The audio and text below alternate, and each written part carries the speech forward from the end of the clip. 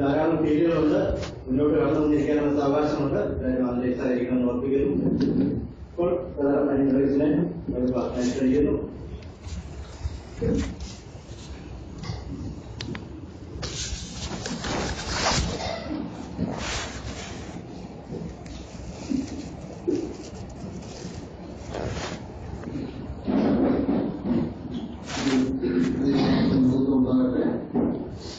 ദൈവസന്നിധിയിൽ ദൈവവചന കേൾവിക്കായി വന്നു ചേർന്ന എല്ലാ പ്രിയപ്പെട്ടവർക്കും യേശുക്രിസ്തുവിന്റെ നാമത്തിൽ സ്നേഹവും വന്ദനവും അറിയിക്കും. ഞാൻ ഏറെ സ്നേഹിക്കുകയും ബഹുമാനിക്കുകയും ചെയ്യുന്ന ദൈവദാസന്മാരെ ദൈവദാസന്മാരെയൊക്കെ ഞാൻ ലോകത്തിൽ കാണുന്നു. അവരുടെ പ്രാർത്ഥനയുടെ തലത്തിൽ ദൈവസന്നിധിയിൽ നിന്ന് നമുക്ക് ആവശ്യമുള്ള ആരോഗ്യങ്ങൾ സ്വർഗത്തിന്റെ ദൈവത്തിലൂടെ നമുക്ക് ലഭിക്കുവാൻ തരണം. നമുക്ക് ദൈവസന്നിധിയിലായിരിക്കാം. ദൈവം നമ്മെ സഹായിക്കട്ടെ. 2 ദിവസത്തെ ക്ലാസ്സാണ് ഈ തവണ ക്രമീകരിച്ചത്. ഓർമ്മിച്ചുപോലെ മാതൃകയാണ്.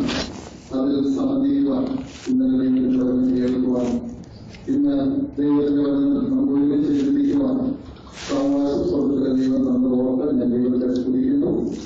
സഭയിലെ എല്ലാവരോടും പ്രത്യേകിച്ചുള്ള നന്ദി ഈ സമയത്ത് ഞാൻ അറിയിക്കുകയാണ്.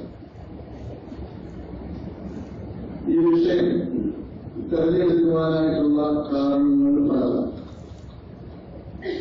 ക്ലാസ് എടുക്കണമെന്ന് പറഞ്ഞപ്പോൾ എന്ത് എടുക്കും, ഏത് വിഷയം എടുക്കുമെന്ന് ചോദിച്ചപ്പോൾ പെട്ടെന്ന് എന്റെ മനസ്സിൽ വന്നത് ഈ ഒരു വിഷയമാണ്. മൂപ്പന്മാരും അവരുടെ ശുശ്രൂഷകൾ. അത് എന്തുകൊണ്ടാണ് എന്ന് ചോദിച്ചാൽ, ഞാൻ പല സഭകളിലൊക്കെ പോകുമ്പോൾ അവിടെയുള്ള പ്രിയപ്പെട്ടവരുടെ കാര്യങ്ങളൊക്കെ ഞാൻ അന്വേഷിക്കാറ്. അങ്ങനെ ചില സഭയിൽ ഞാൻ ചോദിക്കപ്പെട്ട മൂപ്പന്മാരാണ് ആരാണ് എന്ന് ചോദിക്കുമ്പോൾ ചിലരുടെ മറുപടി ഞങ്ങളുടെ സഭയിലാണെന്നറിയില്ല. അത് വലിയ കാര്യങ്ങളായിട്ടാണ് പറയുന്നത്. അത് നേരത്തെ അനുഭവത്തിലുള്ള മൂപ്പന്മാർ കുഴപ്പമൊന്നുമല്ല, അതിനെ കൊണ്ടാണ് പറയുന്നത്. ഇനി ചില സഭകളിൽ ഇവിടുത്തെ മൂപ്പന്മാരാണെന്ന് ചോദിക്കുമ്പോഴുള്ള മറുപടി ഞങ്ങളെല്ലാവരും മൂപ്പന്മാരാണ്. ഇനി ചില സ്ഥലത്തെ ചോദിക്കുമ്പോൾ അവർ പറയുന്നത് ഞങ്ങളുടെ സംസഭയില് കത്തുമേശ എടുത്തു കൊടുക്കുന്നത് ഇന്ന ആൾക്കാർ അവരായിരിക്കും അറിയില്ല, അവരാണോന്നറിയില്ല. ഇനി ചില സഭകളില് ചോദിക്കുമ്പോൾ പറഞ്ഞുള്ള മറുപടി ഞങ്ങളുടെ സഭയിലെ കത്തുകളിലൊക്കെ ഒപ്പിടുന്നത് ഇന്ന ആൾക്കാർ അവരാണ് സാധ്യത, അവരാണെന്നാണ് എന്റെ വിചാരം. ചുരുക്കത്തിൽ നമ്മുടെ സഭകളിൽ മൂപ്പന്മാർ ആരാണ് എന്ന് അതൊന്നും അറിയില്ല. അതുകൊണ്ടാണ് ഈ വിഷയം ഒന്ന് എടുക്കണം എന്ന് ഞാൻ വിചാരിച്ചു. ഈ വിഷയം ഇന്നിവിടെ പരാമർശിക്കുമ്പോൾ പഠിക്കുമ്പോൾ നമ്മൾ ചിന്തിക്കുമ്പോൾ പുതിയ കാര്യങ്ങളൊന്നുമല്ല, എല്ലാം നമുക്ക് അറിയാവുന്നതാണ്. ഞാൻ ഒന്ന് ഓർമ്മിപ്പിക്കുന്നു എന്ന് മാത്രമേ ഉള്ളൂ. നമ്മൾ അറിയുന്ന വിഷയങ്ങൾ ഓർമ്മിപ്പിക്കുക. ഇതങ്ങനെ കേട്ട് കഴിയുമ്പോൾ എനിക്കൊരു റിക്വസ്റ്റ് ഉള്ളത്, ദയവായി ആരും നമ്മുടെ സ്ഥലസഭയിലെ മൂപ്പന്മാരെ വിമർശിക്കരുത്. അത് ഞാൻ വിനയത്തോട് താഴെ വീണ് നിങ്ങളോട് പറയുന്നില്ല. ഈ കേൾക്കുന്നതിന്റെ അടിസ്ഥാനത്തിൽ ഒരു നമ്മുടെ എൽഡേഴ്സിനെ ആരെയും വിമർശിക്കാൻ പാടില്ല. എന്നാൽ എൽഡേഴ്സ് ഒരു വിചിന്തനം നടത്തണം എന്നെനിക്ക് ആഗ്രഹമുണ്ട്. അതിലാണ് ദൈവത്താൽ നിയമിക്കപ്പെട്ടവരാണ് മൂപ്പന്മാർ. ത്രിയേക ദൈവത്താൽ നിയമിക്കപ്പെട്ടവരാണ്. എന്റെ വാക്യങ്ങളൊക്കെ നമ്മൾ പ്രധാനം. അങ്ങനെ നിയമിച്ച നമുക്ക് ദൈവത്തിന്റെ ശുശ്രൂഷകൾ തന്നിട്ടുണ്ട്. ആ ശുശ്രൂഷകൾ നമ്മൾ നിർവഹിക്കുന്നുള്ളൂ. ഇല്ലെങ്കിൽ അത് ചെയ്യാനായിട്ടുള്ള പരിശ്രമമാണ്. ഇത് മാത്രമാണ് ഇതുകൊണ്ട് ഉദ്ദേശിക്കുന്നത്. അല്ലാതെ വിമർശനം ഉണ്ടാകുന്നതെന്ന് സ്നേഹത്തോടെ ഓർമ്മിക്കുക. ഈ വിഷയം കേൾക്കുമ്പോൾ ഒരുപാട് സംശയങ്ങൾ നിങ്ങളുടെ ഉയരുന്നുണ്ടാകും. പക്ഷേ ചില സംശയങ്ങൾ ചോദിക്കണമെന്ന് തോന്നും. എന്ത് സംശയം നിങ്ങൾക്കുണ്ടായാലും ദയവായിട്ട് എന്നോട് ചോദിക്കുക എന്ന് പറഞ്ഞാൽ ഇവിടെ അതിനുള്ള സമയമില്ല. അതുകൊണ്ടാണ്. അല്ലാതെ നിങ്ങളുടെ ചോദ്യം ചോദിച്ചാൽ മറുപടി പറഞ്ഞുകൊണ്ട് നിൽക്കാനുള്ള സമയം ഞാൻ ഇവിടെ തന്നെയുള്ള ആളായതുകൊണ്ട് ഏത് ചോദ്യത്തിന് ഞാൻ മറുപടി തരാൻ എന്റെ അറിവനുസരിച്ച് അറിയാമെന്ന് ഞാൻ പഠിച്ചിട്ട് പറയും, അല്ലെങ്കിൽ അറിയാവുന്നവർ ചോദിച്ചിട്ട് പറയും. ഞാൻ മനസ്സുള്ളവരാണ്, ഒരുക്കമുള്ളവരാണ്. പക്ഷെ ഇന്ന് ഇവിടെ ഇരിക്കുമ്പോൾ ആരും ഒരു ചോദ്യങ്ങൾ ദയവായി ചോദിക്കരുത്. അതിന് നമുക്ക് സമയമില്ല. ചിലപ്പോൾ ഞാൻ പറയുന്നതൊക്കെ തെറ്റുകളോ കുറവുകളോ വ്യത്യസ്ത അഭിപ്രായങ്ങളോ ഒക്കെ ഉണ്ടാകും. അതെല്ലാം നിങ്ങൾക്ക് ചോദിക്കാനുള്ള സ്വാതന്ത്ര്യം പിന്നീട് ഉണ്ടായിരിക്കുന്നതാണ്. ഇന്ന് രാത്രി ദൈവത്തിൽ നമ്മളെ വായിച്ച് കേൾപ്പിക്കുവാൻ ദാസൻ എം കെ ജോസഫിനെ കൊണ്ട് അദ്ദേഹത്തെ ഇന്ന് ആ ചുമതല ഏൽപ്പിക്കുകയാണ്.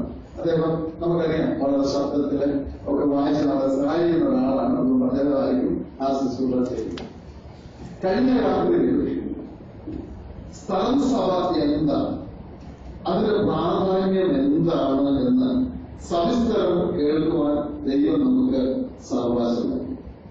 ഇന്ന് രാത്രി തുടർച്ചയാണ്, കണ്ടിന്യൂഷനാണ്. ഇന്ന് രാത്രി നമ്മൾ ചിന്തിക്കുന്നത് ആ പ്രാധാന്യം അറിയിക്കുന്ന സ്ഥലം സഭയിൽ ദൈവത്താൽ നിയോഗിക്കപ്പെട്ട എൽഡേഴ്സ്, മൂപ്പന്മാര് അതാരാണ്, അവരുടെ പ്രാധാന്യം എന്താണ്, അവരുടെ ശുശ്രൂഷകൾ എന്താണ്, സ്ഥലസഭയുടെ നിലനിൽപ്പിനും സ്ഥലസഭയുടെ അനുഗ്രഹത്തിനും സ്ഥലസഭയുടെ വളർച്ചയ്ക്കും ഒക്കെയായിട്ട് ദൈവം നിയമിച്ചാക്കിയവരാണ് എൽഡേഴ്സ്, മൂപ്പന്മാർ. അവരാരാണ്, അവരുടെ ശുശ്രൂഷകൾ എന്താണ്, ഇന്ന് ആ കാര്യങ്ങളായിരിക്കും നമ്മൾ വളരെ വേഗം ചിന്തിക്കുന്നത്. ഒരു വലിയ വിഷയമാണ്. എപ്പോഴും എന്റെ മുകളിലുള്ള പ്രശ്നം കണ്ടാൽ ഒരുപാടുണ്ട്, പക്ഷെ പറയാൻ സമയം കുറവാകുമ്പോൾ ഉണ്ടാകുന്ന പ്രശ്നങ്ങളുണ്ട്. എങ്കിലും ഞാൻ അത്യാവശ്യം പോലീസ് മാത്രമൊക്കെ പറഞ്ഞ് മുന്നോട്ട് പോകാം എന്ന് വിചാരിക്കും. ചില ചോദ്യോത്തരങ്ങൾ പോലെ പോയാൽ എളുപ്പം ഉണ്ടായിരിക്കും എന്ന് ഞാൻ അറിയാം. ഒന്നാമത്തെ ചോദ്യം ഞാൻ ഉന്നയിക്കുന്നത് ഇതാണ്, നിങ്ങളോട് ചോദിക്കുകയല്ല, ചോദ്യം ഉന്നയിച്ചുകൊണ്ട് മറുപടി പറയുകയാണ്. സ്ഥലസഭയ്ക്ക് മൂപ്പന്മാർ അഥവാ അതൊരു പേര്, മൂപ്പന്മാർക്ക് പല പേരുണ്ടെന്ന് ചിന്തിക്കും, ഇടയന്മാരെ ആവശ്യമാണോ എന്നുള്ളത്. ഒരു സ്ഥലസഭയ്ക്ക് അങ്ങനെ ചിലരെ ആവശ്യമുണ്ടോ ഇതിനുവേണ്ടി എന്ന് പറയുന്നത് ഒന്ന് രണ്ട് വാക്യങ്ങൾ നമുക്ക് നോക്കാം. ആദ്യമായിട്ട് എസെക്കിയേൽ പ്രവചനം 34-5 വാക്യം. എസെക്കിയേൽ പ്രവചനം 34. ഇടയൻ ഇല്ലായകൊണ്ട് അവ ചിതറിപ്പോയിട്ട് അവ കാട്ടിലെ സകല മൃഗങ്ങൾക്കും ഇരയായി തീർന്നു.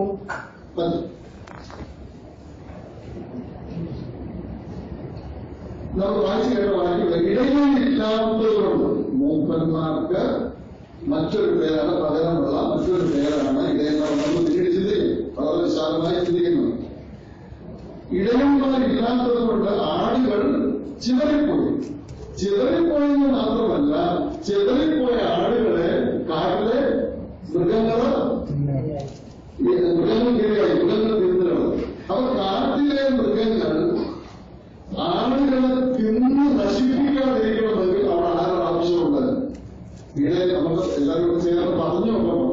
ഇടയന്മാരുടെ ആവശ്യം തീർച്ചയായിട്ടും ഉണ്ട്. ഇടയന്മാരിലേക്ക് കാട്ടിലെ മൃഗങ്ങൾ തിന്നില്ലേ? ആ കാട്ടിലെ മൃഗങ്ങൾ ഏതൊക്കെയാണ്?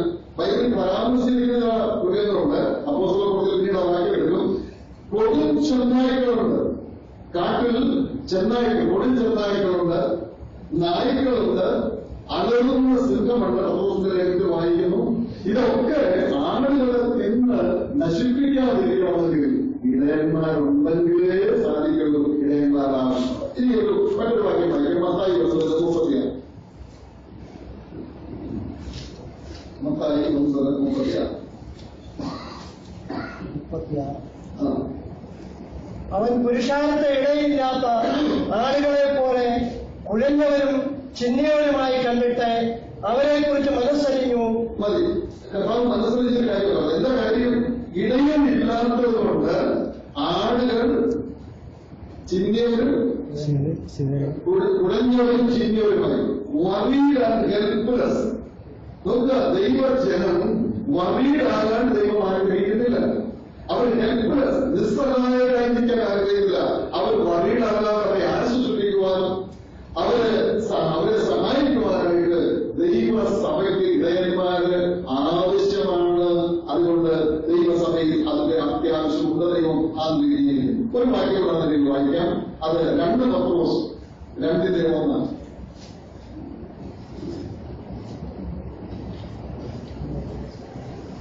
ആകയാൽ സകല ദുഷ്ടതയും എന്നാൽ കള്ളപ്രവാചകന്മാരും ജനത്തിന്റെ ഇടയിൽ ഉണ്ടായിരുന്നു. അങ്ങനെ നിങ്ങളുടെ ഇടയിലും ദുരുപദേഷ്ടാക്കന്മാർ ഉണ്ടാകും. നമുക്ക് അത്യാവശ്യം കള്ളപ്രവാചകന്മാരും നിങ്ങളുടെ ഇടയിൽ ഉണ്ടായിരുന്നു. അതിന്റെ വിശദീകരണത്തിൽ ഞാൻ പോകുന്നില്ല. അവിടുത്തെ പ്രയോഗം മനോഹരമാണ്. കള്ളപ്രവാചകന്മാർ നിങ്ങളുടെ ഇടയിൽ ഉണ്ടായിരുന്നു എന്ന് പറഞ്ഞാൽ ഇപ്പോൾ കള്ളപ്രവാചകന്മാർ പോലുമില്ല എന്ന് പറഞ്ഞാൽ കള്ളപ്രവാചകനെന്ന് വിളിക്കാൻ പറ്റുന്നത് സ്റ്റാൻഡേർഡ് ഉള്ളവർ പോലും ഇന്നില്ല എന്നാണ് കാരണം. ഒറിജിനൽ ഉള്ളപ്പോഴേ ഡ്യൂപ്ലിക്കേറ്റ് ഉള്ളൂ. ഒറിജിനൽ പണ്ട് പഴയ കാലത്ത് ഉണ്ടായിരുന്നു, ഇപ്പോൾ ഇല്ല. അതാണ് കാശിന്റെ വിഷയമല്ല. അടുത്ത പറഞ്ഞിരിക്കുന്നത് ഇപ്പോൾ ദുരുപദേഷ്ടാക്കന്മാരുണ്ടാകും. ഇത് ഉപദേശത്തിന്റെ കാലമാണ്. ദുരുപദേഷ്ടാക്കന്മാർ വരുമ്പോൾ അവരിൽ നിന്ന് ദൈവ ജനത്തെ അവർ വിടുവിക്കണമെങ്കിൽ രക്ഷിക്കണമെങ്കിൽ, നിലനിർത്തണമെങ്കിൽ അവിടെ ഇടയന്മാരെ സംരക്ഷിക്കുവാനായിട്ടുള്ളതിലെ മതിയാകുകയുള്ളൂ. അതുകൊണ്ട് ഇടയന്മാരെ അത്യാവശ്യമാണെന്ന് ഈ വാക്യങ്ങളോട് മനസ്സിലാക്കാൻ കഴിയും. ദൈവം നമ്മെ സഹായിക്കുന്ന അടുത്ത വാക്കിലെ അടുത്ത പോയിന്റിലേക്ക് പോകാം. രണ്ടാമതായിട്ട് ശരിക്കും ദൈവസഭയെ ആരാണ് ഭരിക്കേണ്ടത്? ഞാൻ വാക്യം പറഞ്ഞത് ചില വാക്യങ്ങൾ എടുക്കേണ്ട എന്ന് പറഞ്ഞതാണ്. ഒന്ന്, നമ്മൾ തിരുവനന്തപുരത്ത് കാണുന്ന ഒരു വാക്യമാണ് എഫേസ്യർ 5:23. ആ വാക്യം നമ്മൾ ഉണ്ടാക്കി. എഫേസ്യർ 5:23.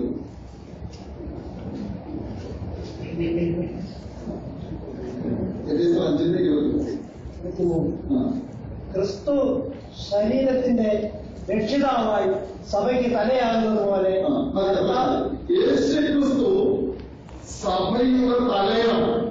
യേശു ക്രിസ്തു സഭയുടെ തലയാണ്. അത് നമുക്കറിയാവുന്ന കാര്യമാണ്. ഇന്നലെ നടത്തിയിട്ടുള്ള ആ കാര്യം ചിന്തിച്ചാണ്. അപ്പൊ തലയാണ് ശരീരത്തെ ഭരിക്കുന്നത്. ശരിക്കും ക്രിസ്തുവാണ് സഭയെ ഭരിക്കുന്നത്, ഭരിക്കേണ്ടത്. പിന്നീട് മറ്റൊരു വാക്യം ഞാൻ ഓർപ്പിച്ചെടുക്കുമ്പോഴാണ് യോഹന്നാൻ 16:14 വായിച്ചാൽ പരിശുദ്ധാത്മാവിന്റെ ഇന്നത്തെ ശുശ്രൂഷ നമ്മൾ കാണുന്നുണ്ട്. അതിന് പരിശുദ്ധാത്മാവിന്റെ ശുശ്രൂഷ എന്താണെന്ന് ചോദിച്ചാൽ സകല സത്യത്തിലും ദൈവജനത്തെ വഴി നടത്തുകയാണെന്നുള്ളതാണ് പരിശുദ്ധാത്മാവിന്റെ. അപ്പൊ പരിശുദ്ധാത്മാവാണ് ദൈവസഭയെ മുന്നോട്ട് നടത്തുന്നത്. യേശുക്രിസ്തുവാണ് സഭയുടെ ശിരസ് എന്ന് നമ്മൾ വായിക്കുമ്പോൾ ശരിക്കും ദൈവസഭയെ ഭരിക്കേണ്ടത് ദൈവമാണ്, കർത്താവാണ്, പരിശുദ്ധാത്മാവാണ്. മറ്റൊരു വാക്കിൽ പറഞ്ഞാൽ ത്രിയേക ദൈവമാണ്. ത്രിയേക ദൈവമാണ് സഭയെ ഭരിക്കേണ്ടത്. പക്ഷേ ഒരു പ്രശ്നം, കർത്താവ് നമ്മളോടുണ്ട്. കർത്താവ് ആത്മാവായിട്ടാണ് നമ്മളോടുള്ളത്. പരിശുദ്ധാത്മാവ് നമ്മളോടുണ്ട്. പരിശുദ്ധാത്മാവ് ആത്മാവായിട്ടാണ്. അതുകൊണ്ട് അദൃശ്യമാണ്. നമ്മളെ ഭരിക്കാനായി ദൈവം നമ്മളെ ഭരിക്കുന്നു. പക്ഷെ ദൈവം ആത്മാവായിട്ടാണ് നമ്മൾ ദൃശ്യമല്ല. അതുകൊണ്ട് തന്നെ ദൃശ്യമായ നമുക്ക് കാണാൻ കഴിയുന്ന നിലയിൽ മൂപ്പന്മാരെ കൊണ്ട് ദൈവം ഭരിക്കുകയാണ്. ത്രിയേക ദൈവം തന്നെയാണ് ഇന്ന് സഭയെ ഭരിക്കുന്നത്. പക്ഷേ അത് മൂപ്പന്മാരിലൂടെയാണ് ആ ഭരണം നടത്തുന്നത്. എവിടെയിലൂടെ? ഇടയന്മാരിലൂടെയാണ് നടത്തുന്നത് എന്ന് നാം അറിയാം. മൂന്നാമതായിട്ട് ഞാൻ പറയണമെന്ന് ആഗ്രഹിക്കുന്നത്, യഥാർത്ഥമായിട്ട് മൂപ്പന്മാരെ ഭരിക്കുകയാണോ അതോ പരിപാലിക്കുകയാണോ എന്നുള്ളതാണ്. എന്താണ് നമ്മുടെ ഒരു സംശയമുണ്ട്. ഭരിക്കുകയാണോ അതോ പരിപാലിക്കുകയാണോ? ആവർത്തിച്ച് പ്രധാനമായിട്ട് പറഞ്ഞിരിക്കുന്ന ഭരിക്കുക എന്ന വാക്ക് തന്നെയാണ്. നമുക്ക് രണ്ട് വാക്കുകൾ വേഗം നോക്കാം. ഒന്ന് തെസ്സലോനിക്കർ 5-ാം അധ്യായം 12-ാമത്തെ വാക്യം.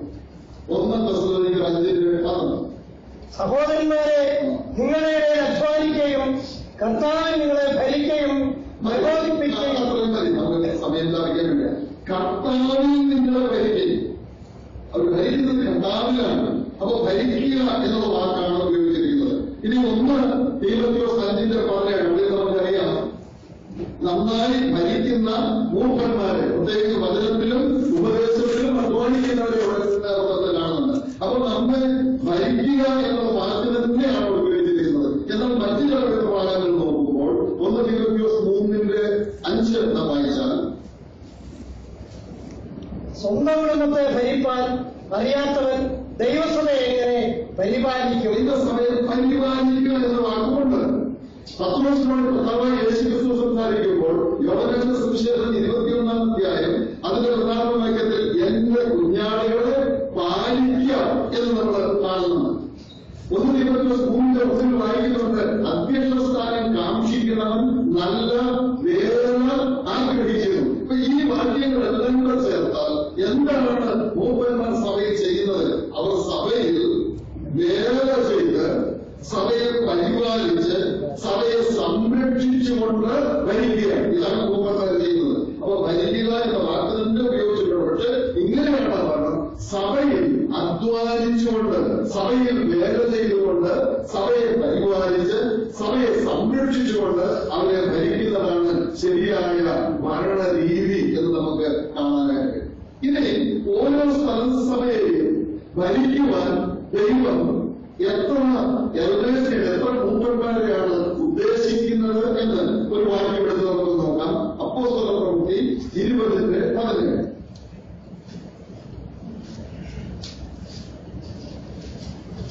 അപ്പോസ്തലപ്രവൃത്തി 20:17. മിലത്തോസിൽ നിന്ന് അവൻ എഫെസോസിലേക്ക് ആളയച്ച് സഭയിലെ മൂപ്പന്മാരെ വരുത്തി. മതി. അവിടുത്തെ ആ പ്രയോഗം ശ്രദ്ധിച്ചല്ലോ. എഫെസോസിൽ നിന്ന് സഭയിലെ മൂപ്പന്മാർ. സഭ എന്ന് പറയുന്നത് ഏകവചനവും മൂപ്പന്മാരെന്ന് പറയുന്നത് ബഹുവചനവുമാണ്. അപ്പോൾ സഭയിലെ മൂപ്പന്മാര് എന്ന് പറയുമ്പോൾ വളരെ വ്യക്തമാണ്. ഒരു സഭയിൽ ഏറ്റവും കുറഞ്ഞത് എത്ര മൂപ്പന്മാരെ നിയമിക്കുന്നുണ്ട്? ഏറ്റവും കുറഞ്ഞത് രണ്ടിൽ കുറയാൻ പറ്റത്തില്ല. പറയാൻ പറ്റുന്ന ദൈവം രണ്ടിൽ കുറയ്ക്കത്തില്ല. അത് ദൈവത്തിന്റെ കാര്യം പരിപാടിയാണ്. അപ്പൊ ഏത് സഭയ്ക്കും എത്ര ചെറുതാണെങ്കിലും അവിടെ ദൈവം 2 പേരെ എങ്കിലും, ഏകാധിപത്യമല്ല ദൈവം ആഗ്രഹിക്കുന്നത്, ജനാധിപത്യമല്ല, ദൈവാധിപത്യമാണ്. അത് നമുക്കറിയാം. എന്നാൽ മിനിമം 2 പേരെ, ഈ വാക്യങ്ങളുണ്ട്, പക്ഷെ ഒത്തിരി വാക്യങ്ങളെടുത്ത് നമുക്ക് സമയം ചെലവഴിക്കാൻ ഇല്ലാത്തത് കൊണ്ടാണ് ഞാൻ അങ്ങനെ പറഞ്ഞത്. മിനിമം 2 പേരെങ്കിലാണ്. അതുപോലെ എത്ര പേരുമാകാം, അതിന് സംഖ്യ ലിമിറ്റൊന്നും പറഞ്ഞിട്ടില്ല. മൂപ്പന്മാരെ എന്നാണ് പറയുന്നത്. അടുത്ത് നമ്മൾ ചിന്തിക്കാൻ പോകുന്നത് മൂപ്പന്മാരെ നിയമിക്കുന്നതാരാണ്. ഞാൻ വാക്കുകളൊക്കെ നേരത്തെ പറഞ്ഞു. എന്നാൽ വചനത്തിലേക്ക് നമ്മൾ നോക്കാം. മൂപ്പന്മാരെ നിയമിക്കുന്നത് ആരാണ്? ആദ്യം നമ്മൾ വായിക്കാനായിട്ട് ആഗ്രഹിക്കുന്നത് എഫേസ്യ ലേഖനം 4-ാം അധ്യായം അതിന്റെ 11-ാമത്തെ വാക്യം. അവൻ ചിലരെ അപ്പോസ്തലന്മാരായും ചിലരെ പ്രവാചകന്മാരായും ചിലരെ സുവിശേഷകന്മാരായും ചിലരെ ഇടയന്മാരായും ഉപദേഷ്ടാക്കന്മാരായും നിയമിച്ചിരിക്കുന്നു. അവൻ എന്നവർ പറഞ്ഞിരിക്കുന്നത് മുകളിൽ നിന്ന് വായിച്ചു വന്നാൽ അറിയാം, യേശു ക്രിസ്തുവിനെ പറ്റിയാണ് പറഞ്ഞത്. അപ്പൊ യേശു ക്രിസ്തു ആണ് നിയമിക്കുന്നത്. അവന്റെ ആ പ്രയോഗം നമുക്ക് ശ്രദ്ധിച്ചു പോകാം. ഒന്ന്, അവൻ ചിലരെ അപ്പോസ്തലന്മാരായും, മൂന്നാമത്തെ സഭയുടെ നമുക്ക് തിരുവഴുത്തുകൾ പഠിക്കുമ്പോൾ അല്ലെങ്കിൽ കൃപാവരങ്ങൾ പഠിക്കുമ്പോൾ സഭയ്ക്ക് ഔദ്യോഗിക വരങ്ങളായി 4 വരങ്ങൾ നൽകിയിട്ടുണ്ട് എന്ന് നമുക്കറിയാം. അതിൽ ഒന്നാമത്തേതാണ് അപ്പോസ്തലന്മാര്, രണ്ടാമത്തേത് പ്രവാചകന്മാര്, മൂന്നാമത്തേത് സുവിശേഷകന്മാര്, 4-ാമത്തേത് ഒന്നിച്ചാണ് പറഞ്ഞിരിക്കുന്നത് ഇടയന്മാരും ഉപദേഷ്ടാക്കന്മാരും. അവിടെ നിന്ന് നമുക്ക് മനസ്സിലാക്കാൻ കഴിയുന്നത് ഇടയന്മാര് തന്നെയാണ് ആര് ഉപദേഷ്ടാക്കന്മാർക്ക് എന്ന് നമ്മൾ പറഞ്ഞതിന്റെ അതിൽ വ്യത്യസ്ത അഭിപ്രായപ്പെടുന്നത് അത് 5ാമത് ഒരു കൂട്ടാണ്. അത് നമുക്ക് തർക്കമായിട്ടൊന്നും എടുക്കേണ്ട. അങ്ങനെ ചിന്തിക്കുന്നവരങ്ങനെ ചിന്തിച്ചോട്ട് ഞാൻ ഇങ്ങനെ ചിന്തിക്കുന്നതിന് എനിക്ക് മതിയായ കാരണങ്ങളുണ്ട്. അതൊന്നിനാണ് ചിലര് എന്ന് പറഞ്ഞിട്ട് 2 പേരും ഒന്നിച്ചാണ് ഇടയന്മാരും പാസ്റ്റേഴ്സ് ആൻഡ് ടീച്ചേഴ്സ് എന്ന് ഒന്നിച്ചാണ് പറഞ്ഞിരിക്കുന്നത്. അതുകൊണ്ട് ഞാൻ അങ്ങനെയാണ് അത് വിശ്വസിക്കുന്നത്. ഇനി അതുകൊണ്ട് 4 ഉദ്യോഗ സ്ഥാനങ്ങളില്ലേ ഉണ്ട്. അതിൽ ആദ്യത്തെ 2 അപ്പോസ്തലന്മാരും പ്രവാചകന്മാരും ഇന്ന് ഇല്ല. എന്തുകൊണ്ടില്ല എന്ന് ചോദിച്ചാൽ ഓരോ വാക്കിലും പറയാൻ നിവർത്തിയുള്ളൂ. വളരെ വിശദീകരിക്കാൻ നിവർത്തിയില്ല. എഫേസ്യർ 2:20 വാക്യം നമുക്ക് എല്ലാവർക്കും അറിയാം. മൂലക്കല്ലായിരിക്കെ നിങ്ങളെ അപ്പോസ്തലന്മാരും പ്രവാചകന്മാരും എന്ന അടിസ്ഥാനത്തിന്മേൽ പണിതിരിക്കുന്നു. അപ്പോസ്തലന്മാരെ പ്രവാചകന്മാരെ സഭയുടെ അടിസ്ഥാന പണിക്ക് ഉപയോഗിച്ചതാണ് എന്ന് മാത്രമല്ല, ഒരു കാര്യം ഞാൻ ഓർമ്മിച്ചു പോകാം. കർത്താവ് നിയമിച്ചത് നമുക്കറിയാം. കർത്താവ് നേരിട്ട് നിയമിച്ചത് 12 അപ്പോസ്തലന്മാരെ. 12 അപ്പോസ്തലന്മാരെ കർത്താവ് നേരിട്ട് നിയമിച്ചത്. പിന്നീട് ഇടയ്ക്ക് വന്ന മാറ്റങ്ങളൊന്നും നമ്മൾ ചിന്തിക്കില്ല. 12.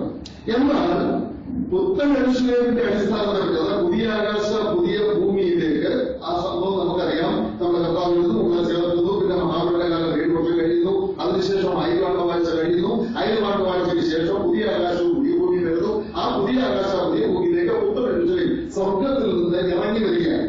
ആ ഇറങ്ങി വരുന്ന പുത്തനെഴുന്നേലിന്റെ അടിസ്ഥാനത്തിൽ 12 അടിസ്ഥാനങ്ങളുണ്ടെന്നും ആ 12 അടിസ്ഥാനം വായിക്കുന്നത് വായിക്കാം. 21 വെളിപ്പാട് 21 നഗരത്തിന്റെ മതിലിലെ 12 അടിസ്ഥാനവും അതിൽ കുഞ്ഞാടിന്റെ 12 അപ്പോസ്തലന്മാരുടെ 12 പേരും ഉണ്ട്. നോക്കുക, കർത്താവ് നിയമിച്ചത് 12, നിയമിച്ചാക്കിയത് 12 അപ്പോസ്തലന്മാരാണ്. അങ്ങേയറ്റത്തിൽ എന്ന് നമ്മൾ നോക്കുമ്പോൾ കാലത്തിന്റെ അന്ത്യത്തിൽ പുതിയ ആകാശ പുതിയ ഭൂമിയിൽ നമ്മൾ ചെന്ന് നോക്കുമ്പോൾ അവിടെ എത്ര പേരെ മാത്രമേ കാണുന്നുള്ളൂ? കുഞ്ഞാടിന്റെ 12 അപ്പോസ്തലന്മാരേ ഉള്ളൂ. ചുരുക്കത്തിൽ 12 പേരേ ഉള്ളൂ. അത് പിന്നീട് അപ്പോസ്തലന്മാരൊന്നും നിയമിച്ച് ആക്കിയിട്ടില്ല. അവരെ ആദ്യം നിയമിച്ച അവരെ മാത്രമേ ഉള്ളൂ. അവരെ സഭയുടെ അടിസ്ഥാനത്തിൽ അവരെ പണിയുന്നുള്ളൂ. ഇനി പ്രവാചകന്മാരെന്നുണ്ടോ എന്ന് വിശദീകരണത്തിലേക്കൊന്നും പോകാൻ നിവർത്തിയില്ല. ഒരു വാക്യം മാത്രം കാണിച്ച് മുന്നോട്ട് പോകും. ലൂക്കോസ് 16:16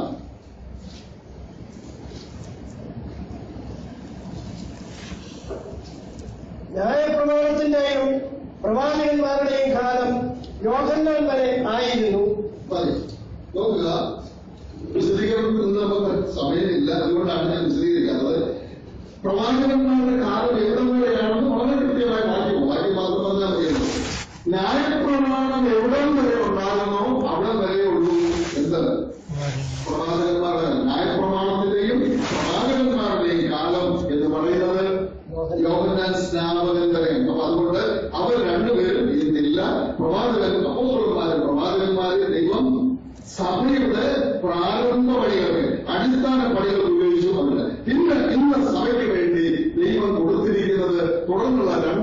ഔദ്യോഗിക സ്ഥാനങ്ങളാണ്. ഒന്ന് സുവിശേഷകന്മാർ, രണ്ട് മൂപ്പന്മാർ. ഈ രണ്ട് പേരെയാണ് സഭയ്ക്ക് വേണ്ടി ദൈവം നൽകിയിരിക്കുന്നത് എന്ന് കാണാനായിട്ട് കഴിയും. അപ്പോൾ അവിടെ നമ്മൾ കണ്ടു കർത്താവായ യേശുക്രിസ്തുവാണ് ആരെ നിയമിക്കുന്നത്. അപ്പോസ്തലന്മാരായാലും പ്രവാചകന്മാരായാലും സുവിശേഷകന്മാരായാലും ഇടയന്മാരെ അഥവാ ഇടയന്മാർ മൂപ്പന്മാരുടെ പകരമാണ് നമ്മൾ ബാക്കി എടുക്കുന്നത്. ഇടയന്മാരെയും നിയോഗിക്കുന്നത് കർത്താവായ യേശുക്രിസ്തു ആണ്. ഒന്നാമത് അതോടെ അടുത്ത മറ്റൊരു വാക്യം അപ്പോസ്തലർ 1 കൊരിന്ത്യർ 12:22. 1 കൊരിന്ത്യർ 12:22.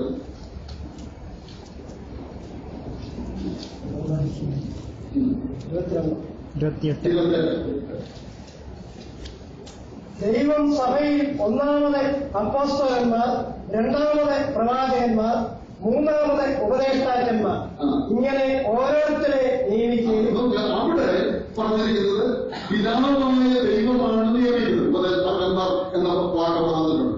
ഉപദേഷ്ടാക്കന്മാരാണ് മൂപ്പന്മാര്, ഉപദേഷ്ടാക്കന്മാരാണ് ഇടയന്മാര്. അത് നമ്മൾ ചിന്തിച്ചാണ്. അപ്പൊ നോക്കുക, മൂപ്പന്മാരെ നിയമിക്കുന്നത് ആരാണെന്ന് ഗുരുതരമായിട്ട് പറഞ്ഞിരിക്കുന്നു. ആരാണ്? പിതാവായ ദൈവം. എഫേസ്യരിൽ നമ്മൾ വായിച്ചത് കർത്താവായ യേശുക്രിസ്തുവാണ് നിയമിക്കുന്നത് എന്ന്. ഇനി നമ്മൾ വായിക്കേണ്ടത് അപ്പോസ്തല പ്രവൃത്തി 20:28.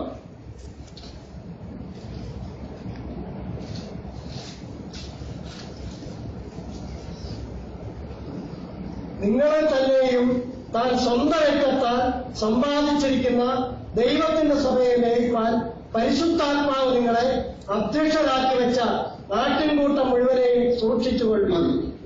നമ്മൾ കണ്ടു അപ്പോസ്തല പ്രവൃത്തി 20-17 മുതൽ മൂപ്പന്മാരോട് സംസാരിക്കാൻ പൗലോസ് മൂപ്പന്മാരോട് സംസാരിച്ചു വരുമ്പോൾ അവിടെ പറയണം, നിങ്ങളെ പരിശുദ്ധാത്മാവ് അധ്യക്ഷരാക്കി വെച്ചിരിക്കുന്നത്. ഈ അധ്യക്ഷൻ എന്നുള്ളതും മൂപ്പന്മാരുടെ മറ്റൊരു പേരാണ്. അത് നമ്മൾ ബാക്കി പിന്നീട് എടുക്കും. പറയാതെ നമ്മൾ ചിന്തിക്കുന്നത് നോക്കുക. അധ്യക്ഷന്മാരാക്കി വെച്ചു, മൂപ്പന്മാരാക്കി വെച്ചു. ആര്? പരിശുദ്ധാത്മാവ്. അപ്പൊ ഈ 3 വാക്യങ്ങളിൽ നിന്ന് മൂപ്പന്മാരെ നിയമിക്കുന്നത് ആരാണ്? എഫേസ്യരിൽ വായിച്ചു കർത്താവാണെന്ന്, ഗുരുതരമായിട്ട് വായിച്ചു പിതാവാണെന്ന്, അപ്പോസ്തല പ്രവൃത്തി വായിച്ചു പരിശുദ്ധാത്മാവാണെന്ന്. അപ്പൊ ആരാ നിയമിക്കുന്നത്? ത്രിയേക ദൈവം. അപ്പൊ അതിന് മഹത്വം ഓർക്കണം. നമുക്കിവിടെ സാധാരണ ഒരു പ്രൈവറ്റ് കമ്പനിയിൽ ഒരു അപ്പോയിന്റ്മെന്റ് കിട്ടിയാൽ അത് വലിയ കാര്യമാണ്. പക്ഷെ ഗവൺമെന്റിൽ ഒരു അപ്പോയിന്റ്മെന്റ് കിട്ടിയാലോ അത് അതിനേക്കാളൊക്കെ ശ്രേഷ്ഠമാണ്. അങ്ങനെയാണെങ്കിൽ സ്വർഗത്തിൽ നിന്ന് കിട്ടുന്ന ദൈവത്താൽ ലഭിക്കുന്ന ഒരു നിയമനം എന്ന് പറയുന്നത് എത്ര ശ്രേഷ്ഠമാണ് എന്ന് മാത്രമല്ല, ആർക്കും അതിനെ ചോദ്യം ചെയ്യാൻ പറ്റത്തില്ല. ആരും ചോദ്യം ചെയ്യാൻ പാടില്ല. അത്ര ശ്രേഷ്ഠമായ, അത്ര മഹത്വകരമായ ഒരു സ്ഥാനം എന്ന് വാക്കിൽ ലഭിക്കുകയാണ്. ഒരു ഔദ്യോഗിക സഭയുടെ ഔദ്യോഗിക സ്ഥാനമാണ് ഏത്? മൂപ്പന്മാർ എന്നുള്ളത്. ത്രിയേക ദൈവം അവരെ നിയമിക്കും. എന്നാൽ 1-2 വാക്യങ്ങൾ നമുക്ക് സംശയമുണ്ടാകുന്നതുകൊണ്ട് അതുകൊണ്ട് അത് ചിന്തിക്കാതിരിക്കാൻ നിലപ്പില്ല. അത് നമ്മൾ വായിക്കേണ്ടത് അപ്പോസ്തല പ്രവൃത്തി 14:23 വായിക്കും. അവർ സഭതോറും അവർക്ക് മൂപ്പന്മാരെ നിയമിക്കുകയും അവർ സഭതോറും അവർക്ക് മൂപ്പന്മാരെ നിയമിക്കും. അവർ എന്ന് പറഞ്ഞിരിക്കുന്നത് പുറകോട്ട് വായിച്ചാൽ പൗലോസും ബർന്നബാസും സഭയിൽ മൂപ്പന്മാരെ നിയമിച്ചു എന്നാണ് വായിക്കുന്നത്. ഇനി തീത്തോസ് 1:5 ബൈബിൾ സ്റ്റഡി ആയതുകൊണ്ട് ഒരുപാട് വാക്യങ്ങളായിരിക്കും നമ്മൾ നോക്കുന്നത്. വാക്യമാണല്ലോ നമ്മൾ ആധാരം വെറുതെ പറയുന്നതിനേക്കാൾ. തീത്തോസ് 1:5 ഞാൻ ക്രേത്തയിൽ നിന്ന് വിട്ടേച്ചു പോകുന്നത് ശേഷിച്ച കാര്യങ്ങളെ ക്രമത്തിലാക്കേണ്ടതിനും ഞാൻ നിന്നോട് ആജ്ഞാപിക്കുന്നത് പോലെ പട്ടണം തോറും മൂപ്പന്മാരെ ആക്കി വെക്കേണ്ടതിനും തന്നെ. പട്ടണം തോറും മൂപ്പന്മാരെ ആക്കുക തന്നെ പട്ടണത്തിലൊക്കെ ആക്കുക എന്നല്ല. അതിന്റെ അർത്ഥം പട്ടണം തോറുമുള്ള സ്ഥലം സഭകളിൽ മൂപ്പന്മാരെ ആക്കി വയ്ക്കാനാണ്. ഇവിടെ പറഞ്ഞിട്ട് ഓർഡയും ചെയ്യുന്ന വാക്ക് തന്നെയാണ് ഉപയോഗിക്കുന്നത്. ദൈവം നിയമിക്കുന്നു എന്ന് പറഞ്ഞിടത്ത് ഉപയോഗിച്ചിരിക്കുന്ന അതേ വാക്ക് തന്നെയാണ് ഞാൻ അവിടെ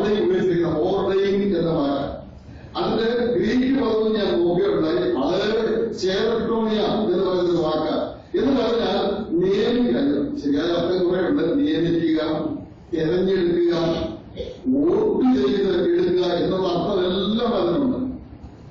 എന്നാൽ നമ്മളിവിടെ അല്പം ശാന്തമായി ചിന്തിക്കണം. നമ്മൾ ആദ്യം കണ്ടു ദൈവമാണ് നിയമിക്കുന്നത്. ദൈവം നിയമിക്കുന്ന ഒരു ജോലി വേറെ ആരെങ്കിലും ഏൽപ്പിക്കുമോ? ദൈവം വേറെ ആരെയും ഏൽപ്പിക്കില്ല. പിന്നെ അതിന്റെ അർത്ഥം പൗലോസ് നിയമിക്കുന്നു, പൗലോസ് ബർന്നബാസിനോട് നിയമിക്കുന്നു, മൂപ്പന്മാരെ തീത്തോസിനോട് നിയമിക്കാൻ പറയുന്നത്. എന്താ അതിന്റെ അർത്ഥം?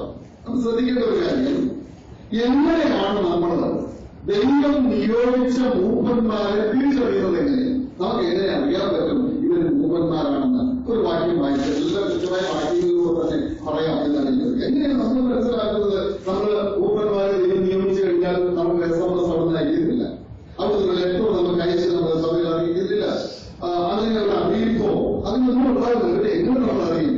1 തെസ്സലോനിക്കർ 5:12 വായിച്ചു.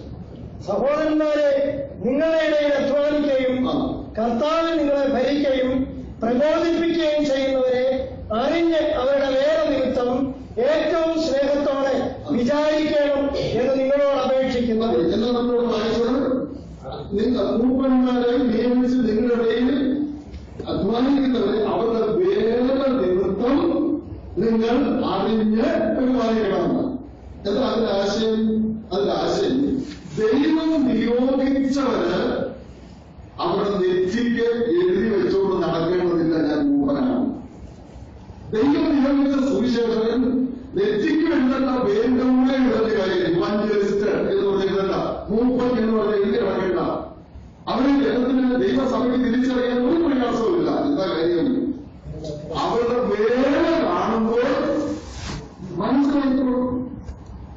പക്ഷേ ഒരു പ്രശ്നം ശ്രദ്ധിക്കുന്നത്, ഞാൻ പറഞ്ഞു വരുന്നത് മനസ്സിൽ കുറച്ച് കിട്ടുന്നത്, ഇന്ന് അവർക്ക് മനസ്സിലാക്കാൻ എന്താണ് മൂപ്പന്മാരുടെ വേല എഴുതി തന്നിട്ടുണ്ട്, നമുക്ക് രേഖപ്പെടുത്തി തന്നിട്ടുണ്ട്. അപ്പോൾ അവരുടെ വേല കാണുന്നു, അത് വേദപുസ്തകത്തിൽ പറഞ്ഞിരിക്കുന്ന അതേ വേലയാണ്. ബൈബിൾ പറയുന്നു മൂപ്പന്മാരുടെ വേലയാണ്, അതാണ് അവർ ചെയ്യുന്നു. അപ്പോൾ നമുക്ക് അവരെ മനസ്സിലാക്കാൻ, അംഗീകരിക്കാൻ ഒരു പ്രയാസവും ഇല്ല. എന്നാൽ 1-ാം നൂറ്റാണ്ടിൽ ഈ കാര്യങ്ങൾ പൂർണ്ണമായിട്ട് രേഖപ്പെടുത്തിയിട്ടില്ല. അപ്പൊ ദൈവസഭ അന്നും മൂപ്പന്മാരെ ആക്കി, നീ ദൈവം നിയമിച്ചാക്കി, അവരവരുടെ വേല ചെയ്യാൻ തുടങ്ങി. പക്ഷെ സഭയെ എങ്ങനെ മനസ്സിലാക്കും, വിശ്വാസം എങ്ങനെ മനസ്സിലാക്കും, അവരുടെ വേല എന്താണെന്ന് എഴുതി കിട്ടിയിട്ടില്ല. അപ്പോൾ ആ പ്രത്യേക സാഹചര്യത്തിൽ ദൈവഭക്തിയിൽ വളരെ സമർപ്പണത്തോടെ മുന്നോട്ട് പോയ ചില ഭക്തന്മാർക്ക് പൗലോസ്, ബർന്നബാസ് അല്ലെങ്കിൽ തീത്തോസ് തുടങ്ങിയവർക്ക് ദൈവം പ്രത്യേകമായ ഒരു വരം നൽകുകയാണ്. അതിന്റെ വരങ്ങളെ പറ്റി പഠിക്കുമ്പോൾ വ്യക്തിപരമായ വരങ്ങൾ രണ്ടുണ്ട്. ഒന്ന് വിവേചനവരം, മറ്റൊന്ന് വിശ്വാസം. അതിൽ വിവേചനവരം കൊടുത്തിട്ട് അവരുടെ ശുശ്രൂഷ ഒന്നും കാണാതെ അവരെ കാണുമ്പോൾ ദൈവം അവരെ നിയമിച്ചുകൊണ്ട് മനസ്സിലാക്കാനുള്ള പ്രത്യേക വരം പൗലോസ് നൽകി. അങ്ങനെയാണ് ദൈവം നിയമിച്ചവർ ഇവരാണെന്ന് പൗലോസ് പറയുകയാണ് ചെയ്തത്. മനസ്സിലാകുന്നത് ഞാൻ വിചാരിക്കട്ടെയോ? പൗലോസ് ദൈവം നിയമിച്ചെങ്കിൽ അവരെ പിന്നെ വേറെ ആർക്കും നിയമിക്കാനുള്ള അവകാശവും അധികാരവും ഇല്ല. ദൈവം തന്നെയാണ് നിയമിക്കുന്നത്. പക്ഷെ ദൈവം നിയമിച്ചവരെ നമ്മൾ അറിയുന്നത് അവരുടെ ശുശ്രൂഷകണ്ട. അത് നമുക്ക് മനസ്സിലാകുന്നത് ഇന്നത് എഴുതി കിട്ടിയതുകൊണ്ടാണ്. എന്നാൽ 1-ാം നൂറ്റാണ്ടിൽ എഴുതി കൈവശം കിട്ടിയിട്ടില്ല, പക്ഷെ അവർ ശുശ്രൂഷ ചെയ്യുന്നു. അപ്പൊ മനസ്സിലാക്കാൻ നിവർത്തിയില്ല. അപ്പോൾ ദൈവദാസന്മാർക്ക്, ദൈവത്താൽ നിയോഗിക്കപ്പെട്ട ദൈവത്തിന്റെ ദാസന്മാർക്ക് പ്രത്യേക വരങ്ങൾ അവരെ കണ്ടപ്പോൾ ഇവർ മൂപ്പന്മാരാണ്, ദൈവം നിയമിച്ച മൂപ്പന്മാർ. നമ്മൾ തന്നെ ചിലരെ കുറിച്ച് പറയുന്നത് അവരെ കണ്ടപ്പോഴേ നമ്മളൊന്നും കാര്യങ്ങളോട് പോകുന്നില്ല. എന്നാലും നമ്മൾ ചിലരെ കുറിച്ച് കണ്ടപ്പോഴേ അവർക്ക് എന്ന് പറഞ്ഞ് നമ്മൾ പറയണം. അതുകൊണ്ട് ദൈവം പ്രത്യേക വിവേചന വരം നൽകിയ പൗലോസ് ചിലരെ ദൈവം നിയമിച്ചവർ, അവരെ നിയമിക്കല്ല, ദൈവം നിയമിച്ചവർ ഇവരെ ദൈവം നിയമിച്ചിരിക്കുന്നു എന്ന് പറയുകയാണ് ചെയ്തിട്ടുള്ളത്. മനസ്സിലായി എന്ന് ഞാൻ വിചാരിക്കുകയാണ്. അല്ലാതെ പൗലോസിനോ തീത്തോസിനോ ബർന്നബാസിനോ നമുക്കാർക്കുമോ മൂപ്പന്മാരെ നിയമിക്കാനുള്ള അവകാശം ഇല്ലേ ഇല്ല. യാതൊരു വചനമാണ് നമ്മൾ വായിക്കുന്നത്, വചനമാണ് നമ്മൾ പഠിക്കുന്നത്. നമുക്ക് ഒരു മൂപ്പന്മാരെ നിയമിക്കാൻ അവകാശമില്ല. അത് ഏക ദൈവത്തിന് മാത്രമുള്ള അവകാശം. ഇനി നമ്മൾ ചിന്തിക്കാൻ ആഗ്രഹിക്കുന്നത് ഇവരുടെ മറ്റ് പേരുകളൊക്കെ പറഞ്ഞു. വചനത്തിൽ നിന്ന് നമ്മൾ കണ്ടെത്തണം. ഈ മൂപ്പന്മാരുടെ മറ്റ് പേരുകൾ എന്തൊക്കെയാണ്?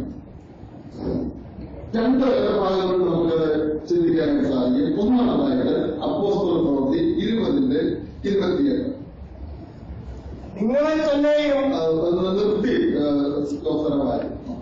നിങ്ങളെ തന്നെയും താൻ സ്വന്തം രക്തത്താൽ സമ്പാദിച്ചിരിക്കുന്ന ദൈവത്തിന്റെ സഭയെ മേയിപ്പാൻ. ആരോടായി പറയുന്നത്? നമ്മള് 20-17 വാക്യത്തിൽ നമ്മൾ നേരത്തെ വായിച്ചാണ് എഫെസോസിൽ നിന്ന് സഭയിലെ മൂപ്പന്മാരെ വരുത്തി മൂപ്പന്മാരോട് പറയും. അപ്പൊ മൂപ്പന്മാരോട് പറയുകയാണ്. എന്താ പറഞ്ഞത്? ദൈവത്തിന്റെ സഭയെ മേയിപ്പാൻ. ദൈവത്തിന്റെ സഭയെ അപ്പൊ മേയിക്കുന്ന ആരാണ്? മേയിക്കുന്നത് മേയിപ്പനാണ്. അഥവാ ഇടയൻ. മേയിപ്പൻ എന്ന ഇടയനാണ്. അപ്പൊ മേയിക്കുന്നത് മേയിപ്പനാണ്. മേയിപ്പൻ എന്നുള്ള ഇടയനാണ്. അപ്പൊ മൂപ്പൻ ആരാണ്? മൂപ്പൻ ആരാണ്? മേയിപ്പനാണ് അഥവാ ഇടയൻ. ഇനി ആ ഇടയനോട് പിന്നെ തുറന്ന് പറയാണ് മേയിക്കാൻ പരിശുദ്ധാത്മാവ് നിങ്ങളെ അധ്യക്ഷരാക്കി വെച്ചിരിക്കുന്നു. അപ്പോൾ മൂപ്പൻ ആരാണ്? ഒന്ന് ശ്രദ്ധിക്കുക. മൂപ്പൻ ആരാണ്? ഒന്ന് ഇടയൻ. മൂപ്പൻ ആരാണ്? ഇടയനാണ്. മൂപ്പൻ ആരാണ്? അടുത്തത് അധ്യക്ഷൻ. അപ്പൊ മൂപ്പന്മാർ തന്നെയാണ് ആര്? ഇടയന്മാർ. അവർ തന്നെയാണ് ആര്? അധ്യക്ഷന്മാർ. ഇനി നമുക്ക് അതിന്റെ ഇംഗ്ലീഷ് ഒന്ന് നോക്കിപ്പോകാം. മൂപ്പന്മാർ പ്രത്യേകത നമുക്കറിയാം. ഇടയൻ പറഞ്ഞ ഇംഗ്ലീഷ് എന്താ? പാസ്റ്റേഴ്സ്. പാസ്റ്റേഴ്സ്. നമുക്ക് പാസ്റ്റർമാരുണ്ടോ? പ്രധാനക്കാരെ നമുക്ക് പാസ്റ്റർമാരുണ്ടോ? അല്ലെ? നമ്മളൊന്ന് പറഞ്ഞു പോകാം പ്ലീസ്. ഞാൻ എന്റെ ചോദ്യത്തിന് ശ്രദ്ധ പറഞ്ഞാൽ അദ്ദേഹം വീണ്ടും മറുപടിയാണ്. ഞാൻ തോന്നണോ? അങ്ങനെ ചോദിച്ചാൽ അങ്ങനെ പറയാം. നമുക്ക് പിന്നെ പാസ്റ്റർമാര് ഉണ്ട്. ആരോ പാസ്റ്റർമാര്? സുവിശേഷന്മാരെയാണ് പലരും കയറി എന്ന് വിളിക്കാറുള്ളത്. സുവിശേഷന്മാർ. ഞാൻ പറയുന്നത് അടുത്ത ഭാഗങ്ങൾ കേട്ടിട്ട് നിങ്ങളുടെ മനസ്സിൽ പോലും സംശയം വരും. സുവിശേഷകന്മാർ പാസ്റ്റർമാരല്ല. എന്നാൽ സുവിശേഷകന് മൂപ്പനായിരിക്കാം. അതുകൊണ്ട് ചില സ്ഥലങ്ങളിൽ ഇപ്പൊ 10 ദിവസം തന്നെ സുവിശേഷകനായിരുന്നു, അപ്പോസ്തലനായിരുന്നു, മൂപ്പന്മാരും. അത് വളരെ നേർ കേസാണ്. പക്ഷെ സുവിശേഷകന്മാരെ നമുക്ക് അടച്ച് പാസ്റ്റർമാരെന്ന് വിളിക്കാൻ പാടില്ല. എന്നാൽ മൂപ്പന്മാരെ നമുക്ക് അടച്ചു വിളിക്കാം. സകല മൂപ്പന്മാരെ നമുക്ക് എന്ത് പേര് വിളിക്കാം? പാസ്റ്റർമാരെ. ഇനി ഇടയന്മാരാരാണ്? ഇടയന്മാരാണെന്ന് പറഞ്ഞത് മൂപ്പൻ ഇടയനാണ്. ഇടയനാരാണ്? അധ്യക്ഷനാണ്. അപ്പൊ മൂപ്പൻ ഇടയനും അധ്യക്ഷൻ. അധ്യക്ഷൻ എന്നുള്ള ഇംഗ്ലീഷ് എന്താ? ഞാൻ നമുക്ക് ബിഷപ്പന്മാരുണ്ടോ? പ്രധാനക്കാർക്ക് എന്താ നമുക്ക് പറയാറുണ്ടോ? പറയാനുണ്ട്. നമുക്ക് ബിഷപ്പന്മാരുണ്ട്. ഞാൻ നമുക്ക് എപ്പിസ്കോപ്പന്മാരുണ്ടോ? Yes or no? നമുക്ക് എപ്പിസ്കോപ്പന്മാരുണ്ടോ? മറുപടിയില്ലല്ലോ. ഉണ്ടോ ഇല്ലയോ? Yes or no? യെസ്. എപ്പിസ്കോപ്പ എന്ന് പറഞ്ഞ ഇടയിലുള്ളതിന്റെ ഗ്രീക്കാണ്. കൃത്യമായിട്ട് ഗ്രീക്ക് വാക്കാണ് എപ്പിസ്കോപ്പ. നമുക്ക് എപ്പിസ്കോപ്പന്മാരുണ്ട്. വളരെ അത്യാവശ്യം ഇത് ഉപയോഗിക്കണം. വളരെ നമ്മൾ അങ്ങനത്തെ ഗ്രൂപ്പൊക്കെ വരുമ്പോൾ അത് വിശദീകരിക്കാൻ ചില ചോദ്യങ്ങളൊക്കെ നമ്മളോട് എക്സ്പ്ലെയിൻ ചെയ്യാൻ പറ്റും. നമുക്ക് എപ്പിസ്കോപ്പന്മാരുണ്ട്. അപ്പൊ അധ്യക്ഷൻ എന്ന് പറഞ്ഞത് അധ്യക്ഷനാണ് എപ്പിസ്കോപ്പ, അധ്യക്ഷനാണ് ബിഷപ്പ്, അധ്യക്ഷനാണ് ഓവർസിയർ. ഈ പേരെല്ലാം മൂപ്പന്മാരെ വിളിക്കാവുന്ന. പക്ഷെ നമ്മൾ സാധാരണ വിളിക്കുന്നത് മൂപ്പന്മാരെന്നാണ്. ഓക്കെ, അത് കുഴപ്പമില്ല. അതിനെ കുറിച്ച് പിന്നീട് ഭാഗം പറയുന്നത്. ഒരു പേര് ഭാഗം വായിക്കാം. 1 പത്രോസ് 5-ന്റെ 3-4 വാക്യം. ഇടവകകളുടെ മേൽ കർത്തൃത്വം നടത്തുന്നതിനായിട്ടല്ല, രണ്ടുകൂടെ ചേർത്ത് പറയാം. നിങ്ങളുടെ വിചാരണയിലുള്ള ദൈവത്തിന്റെ ആട്ടിൻകൂട്ടത്തെ മേയിച്ചുകൊള്ളുകയും നിർബന്ധത്താലല്ല, ദൈവത്തിന് ഹിതമാം വണ്ണം മനഃപൂർവമായും ദുരാഗ്രഹത്തോടെയല്ല ഉന്മോഷത്തോടെയും ഇടവകകളുടെ മേൽ കർത്തൃത്വം നടത്തുന്നവരായിട്ടല്ല, ആട്ടിൻകൂട്ടത്തിന് മാതൃകളായി തീർന്നുകൊണ്ട് അധ്യക്ഷത ചെയ്യുകയും. വായിച്ചാൽ അതേ കാര്യങ്ങൾ തന്നെയാണ്. 1 പത്രോസ് 5-1 നമ്മൾ വായിക്കുമ്പോൾ മൂപ്പന്മാരെ ഒരു കൂട്ടുമൂപ്പനും ക്രിസ്തുവിന്റെ കഷ്ടാനുഭവത്തിന് സാക്ഷിയും വെളിപ്പെടുവാനുള്ള തേജസ്സിനെ. അതായത് പത്രോസ് എന്ന് പറയുന്ന മൂപ്പൻ കൂട്ടുമൂപ്പന്മാരെ ഉപദേശിക്കുക. അങ്ങനെ കൂട്ടുമൂപ്പന്മാരെ ഉപദേശിക്കുമ്പോൾ എന്താ പറയുന്നത്? നിങ്ങള് കർത്താവ് സ്വന്തം രക്തത്തിൽ സമ്പാദിച്ച ദൈവത്തിന്റെ സഭയെ മേടിച്ചുകൊള്ളി. അവിടെ ഈ മൂപ്പന്മാരോട് പറയുകയാണ് എന്ത് ചെയ്യണം? മേടിക്കണം എന്ന് പറഞ്ഞാൽ നിങ്ങൾ ഇടയന്മാരാണ്, നിങ്ങൾ മേടിക്കണം, നിങ്ങൾ ഇടയന്മാർ. എന്നിട്ട് താഴേക്ക് വായിച്ചു വന്നപ്പോൾ നമ്മൾ പിന്നെ കാണേണ്ടതാണ് ഇടവകകളുടെയും കർത്തൃത്വം നടത്തുന്നവരായിട്ടല്ല, നിങ്ങൾ മാതൃകകളായിക്കൊണ്ട് എന്ത് ചെയ്യണം? അധ്യക്ഷത ചെയ്യണം. അപ്പോൾ ഇത് നേരത്തെ കണ്ട ഈ വാക്യത്തിന്റെ ആവർത്തനമാണ്. അപ്പോൾ മൂപ്പന്മാരാണ് ആര്?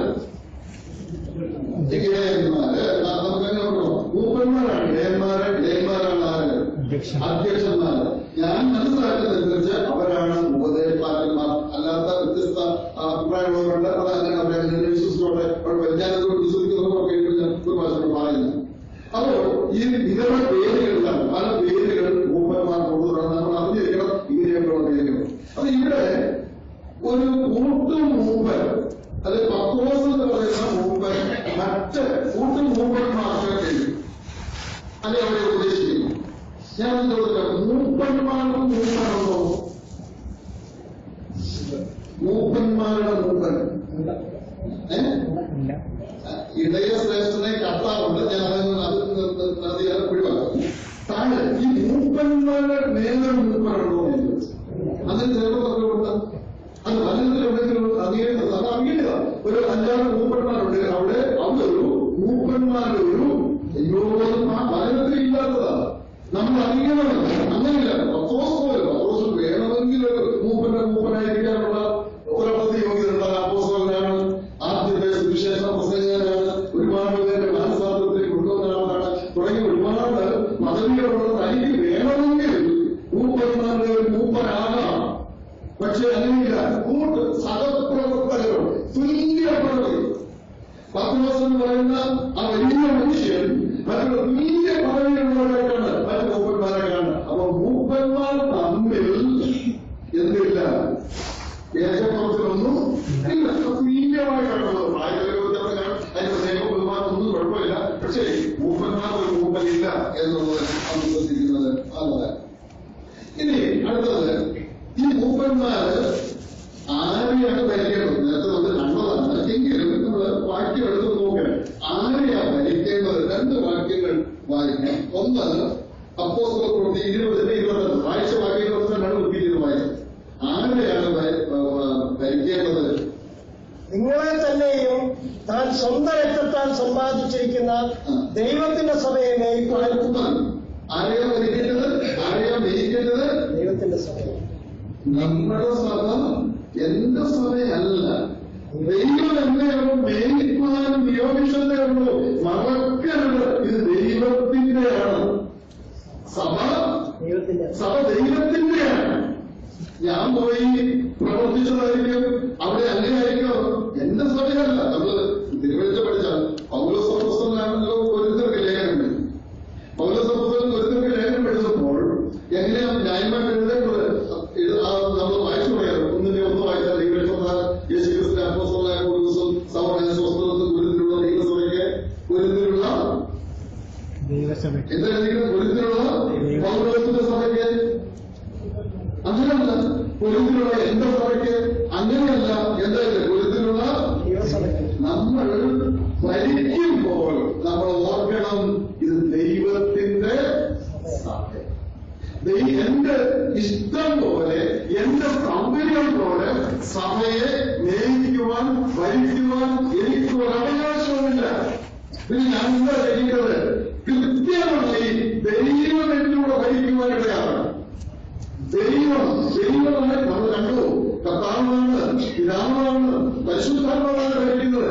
എന്നിലൂടെ ആര് ഭരിക്കണം? ദൈവം ഭരിക്കണം. ഞാൻ ഭരിക്കുകയല്ല, എന്നിലൂടെ കർത്താവിൽ നിങ്ങളെ ഭരിക്കുന്നത്. അതാണ് പ്രയോഗം. അത് എപ്പോഴും നമ്മൾ ഓർമ്മയിലിരിക്കണം. ഇനി 1 പത്രോസ് സാധിച്ചുകൊണ്ട് 5:2 നിങ്ങളുടെ വിചാരണയിലുള്ള ദൈവത്തിന്റെ ആട്ടിൻകൂട്ടത്തെ മേയിച്ചു. അവിടുത്തെ തന്നെയാണ് ആശയം.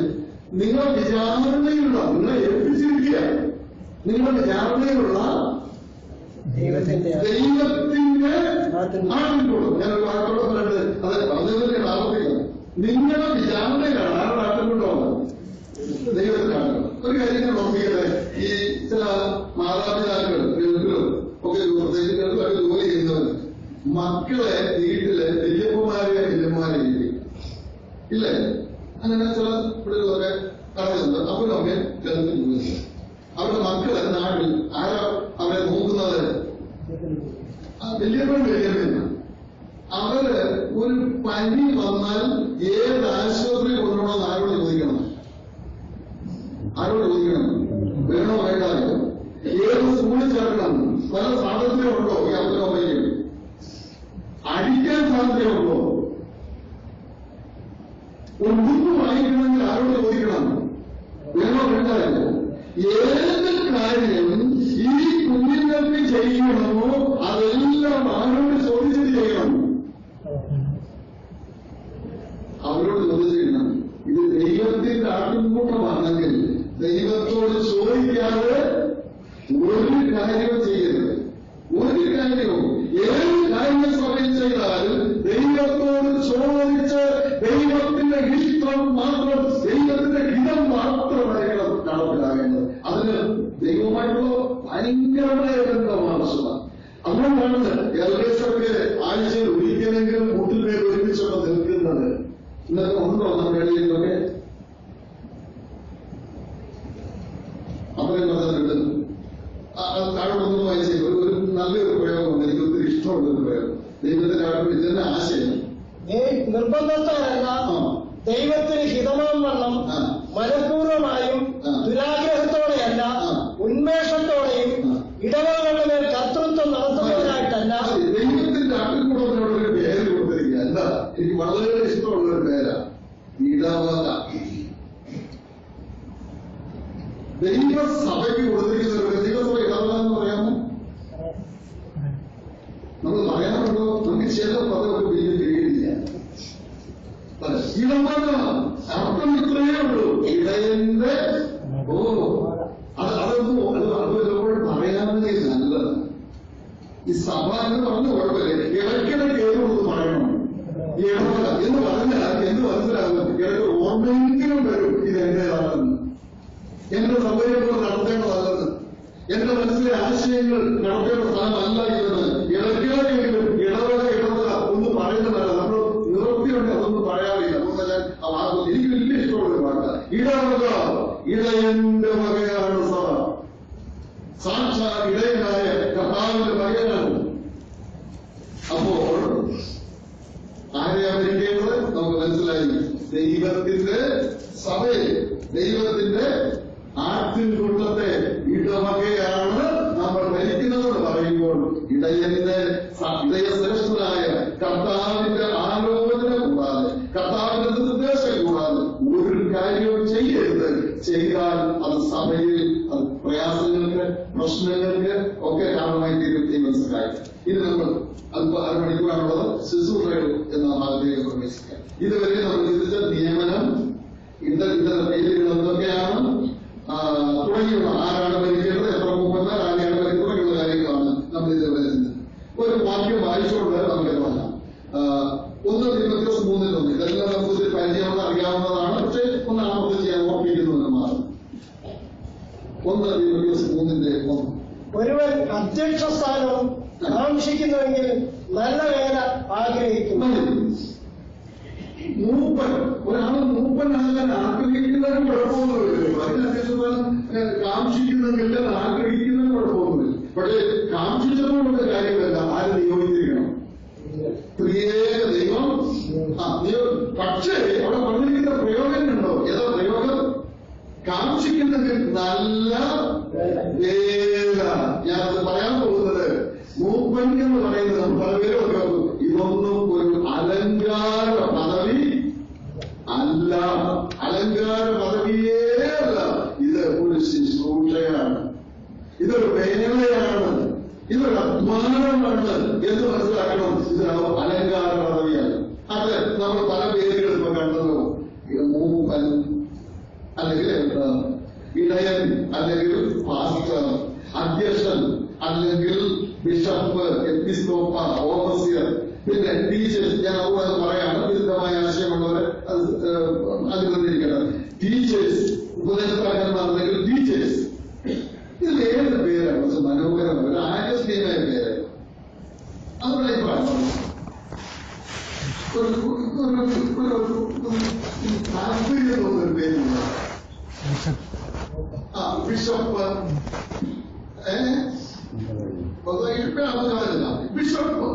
അതൊരു പേരാണ്. പക്ഷേ ഭക്തന്മാരായ നമ്മുടെ പൂർവ്വപിതാക്കന്മാർ ഏത് പേരാണ്?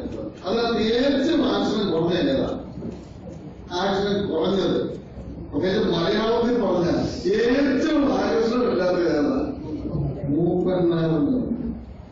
മൂപ്പന്മാർക്ക് പറഞ്ഞാൽ നമ്മുടെ മനസ്സിലോട്ട് പെട്ടെന്ന് വരുന്നത് ഈ ആദിവാസികളെ, ആദിവാസി മൂപ്പന്മാർ എന്ന്. ഞാൻ പറഞ്ഞു വരുന്നത് ഭക്തന്മാരായ ദൈവദാസന്മാരായ നമ്മുടെ പിതാക്കന്മാർ ബിഷപ്പ് എന്ന പേരെടുക്കാമായിട്ട് എപ്പിസ്കോപ്പ് എന്ന പേരെടുത്താൽ അത് തികച്ചും പ്രയാസപ്രദമാണ്. എങ്കിലും അവർ സ്വീകരിച്ചത് ലാളിത്യത്തിന്റെ, വിനയത്തിന്റെ, താഴ്മയുടെ മൂപ്പന്മാർ എന്ന പേര്.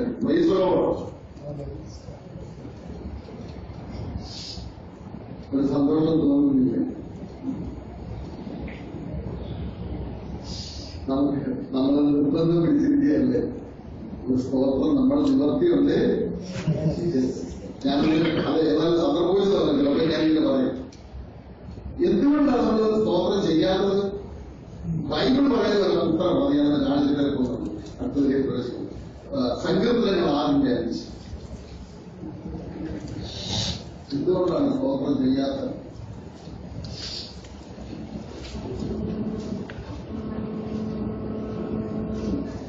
മരണത്തിൽ നിന്നെക്കുറിച്ച് ഓർമ്മയില്ലല്ലോ, പാതാളത്തിൽ ആറ് നിനക്ക് സ്തോത്രം ചെയ്യും. മതി. ഇതാ ചോദ്യം. അവിടെ സങ്കീർത്തനക്കാരോട് ചോദ്യം ചോദിച്ചിരിക്കുക. ചോദ്യം ഇതാണ്, എന്റെ രണ്ടാം ഭാഗം മാത്രമല്ല. പാതാളത്തിൽ ആറ് നിനക്ക് ഉത്തരം എന്താ? ആ ഉത്തരം പറഞ്ഞത് നമ്മൾ പറയാം. എന്താ ഉത്തരം? പാതാളത്തിൽ ആരും സ്തോത്രം ചെയ്യുക. നമ്മളൊക്കെ എവിടെ ഇരിക്കുക? എവിടെ ഇരിക്കുക? അതുകൊണ്ടാണ് സ്തോത്രം ചെയ്യാത്തത്. പാതാളത്തിലിരിക്കുകയാണ്. പാതാളം ആരുള്ളതാണ്? ഒരു വിശുദ്ധനുള്ളതാണ് പാതാളം. പഴയ വിശുദ്ധന്മാർ പാതാളത്തിന്റെ അബ്രഹാമിന്റെ വഴിയിലുള്ള സ്ഥലത്ത് പോയി. അവരൊക്കെ മർദ്ദിച്ചിട്ടുണ്ട്. ഇപ്പൊ ഒരു വിശുദ്ധന്മാരില്ല, ഒരു ദൈവമക്കളില്ല പാതാളത്തിൽ. പാതാളത്തിൽ പല സ്ഥലങ്ങളുണ്ട്. പക്ഷെ അതെങ്ങും ഒരൊറ്റ ദൈവമക്കളില്ല, ഒറ്റ വിശുദ്ധൻ പോലും ഇല്ല. നമ്മൾ പാതാളത്തിലാണോ? വെറുതെ സ്തോത്രം പറയണ്ട. സ്തോത്രം പറയണമെങ്കിൽ അതിന് ഒരുപാട് ഒത്തിരി കാര്യങ്ങളൊക്കെ ഉണ്ട്. പക്ഷേ ഹൃദയത്തിൽ ഒന്ന് ഭയം തോന്നി വിടുകയാണ് നമ്മൾ. എനിക്ക് ഒരുപാട് സന്തോഷമുള്ളത് ആ മൂപ്പന്മാരെന്ന് നമ്മുടെ ഭക്തന്മാരായ പിതാക്കന്മാരായ ദൈവദാസന്മാരെ ആ പേര് സ്വീകരിച്ച് അത് പ്രചരിപ്പിക്കാൻ ശ്രമിച്ചു. അതിനൊരു മാറ്റം ഇന്നലെ വരും. ഇടയ്ക്ക് നമ്മൾ എപ്പിസ്കോപ്പ് പറഞ്ഞു. ഞാൻ ചിലപ്പോൾ പറയാറുണ്ട്. കഴിഞ്ഞ ഇടയ്ക്ക് തലശ്ശേരി ഒരു വിവാഹ ശുശ്രൂഷ നടത്തിയപ്പോൾ നമ്മുടെ കുട്ടങ്കാവിൽ കൂട്ടി. അതുകൊണ്ട് ഞാൻ ഇങ്ങനെ പറഞ്ഞു, കുട്ടങ്കാവിലെ ബിഷപ്പന്മാരിൽ ഒരാളായ ചാക്കോ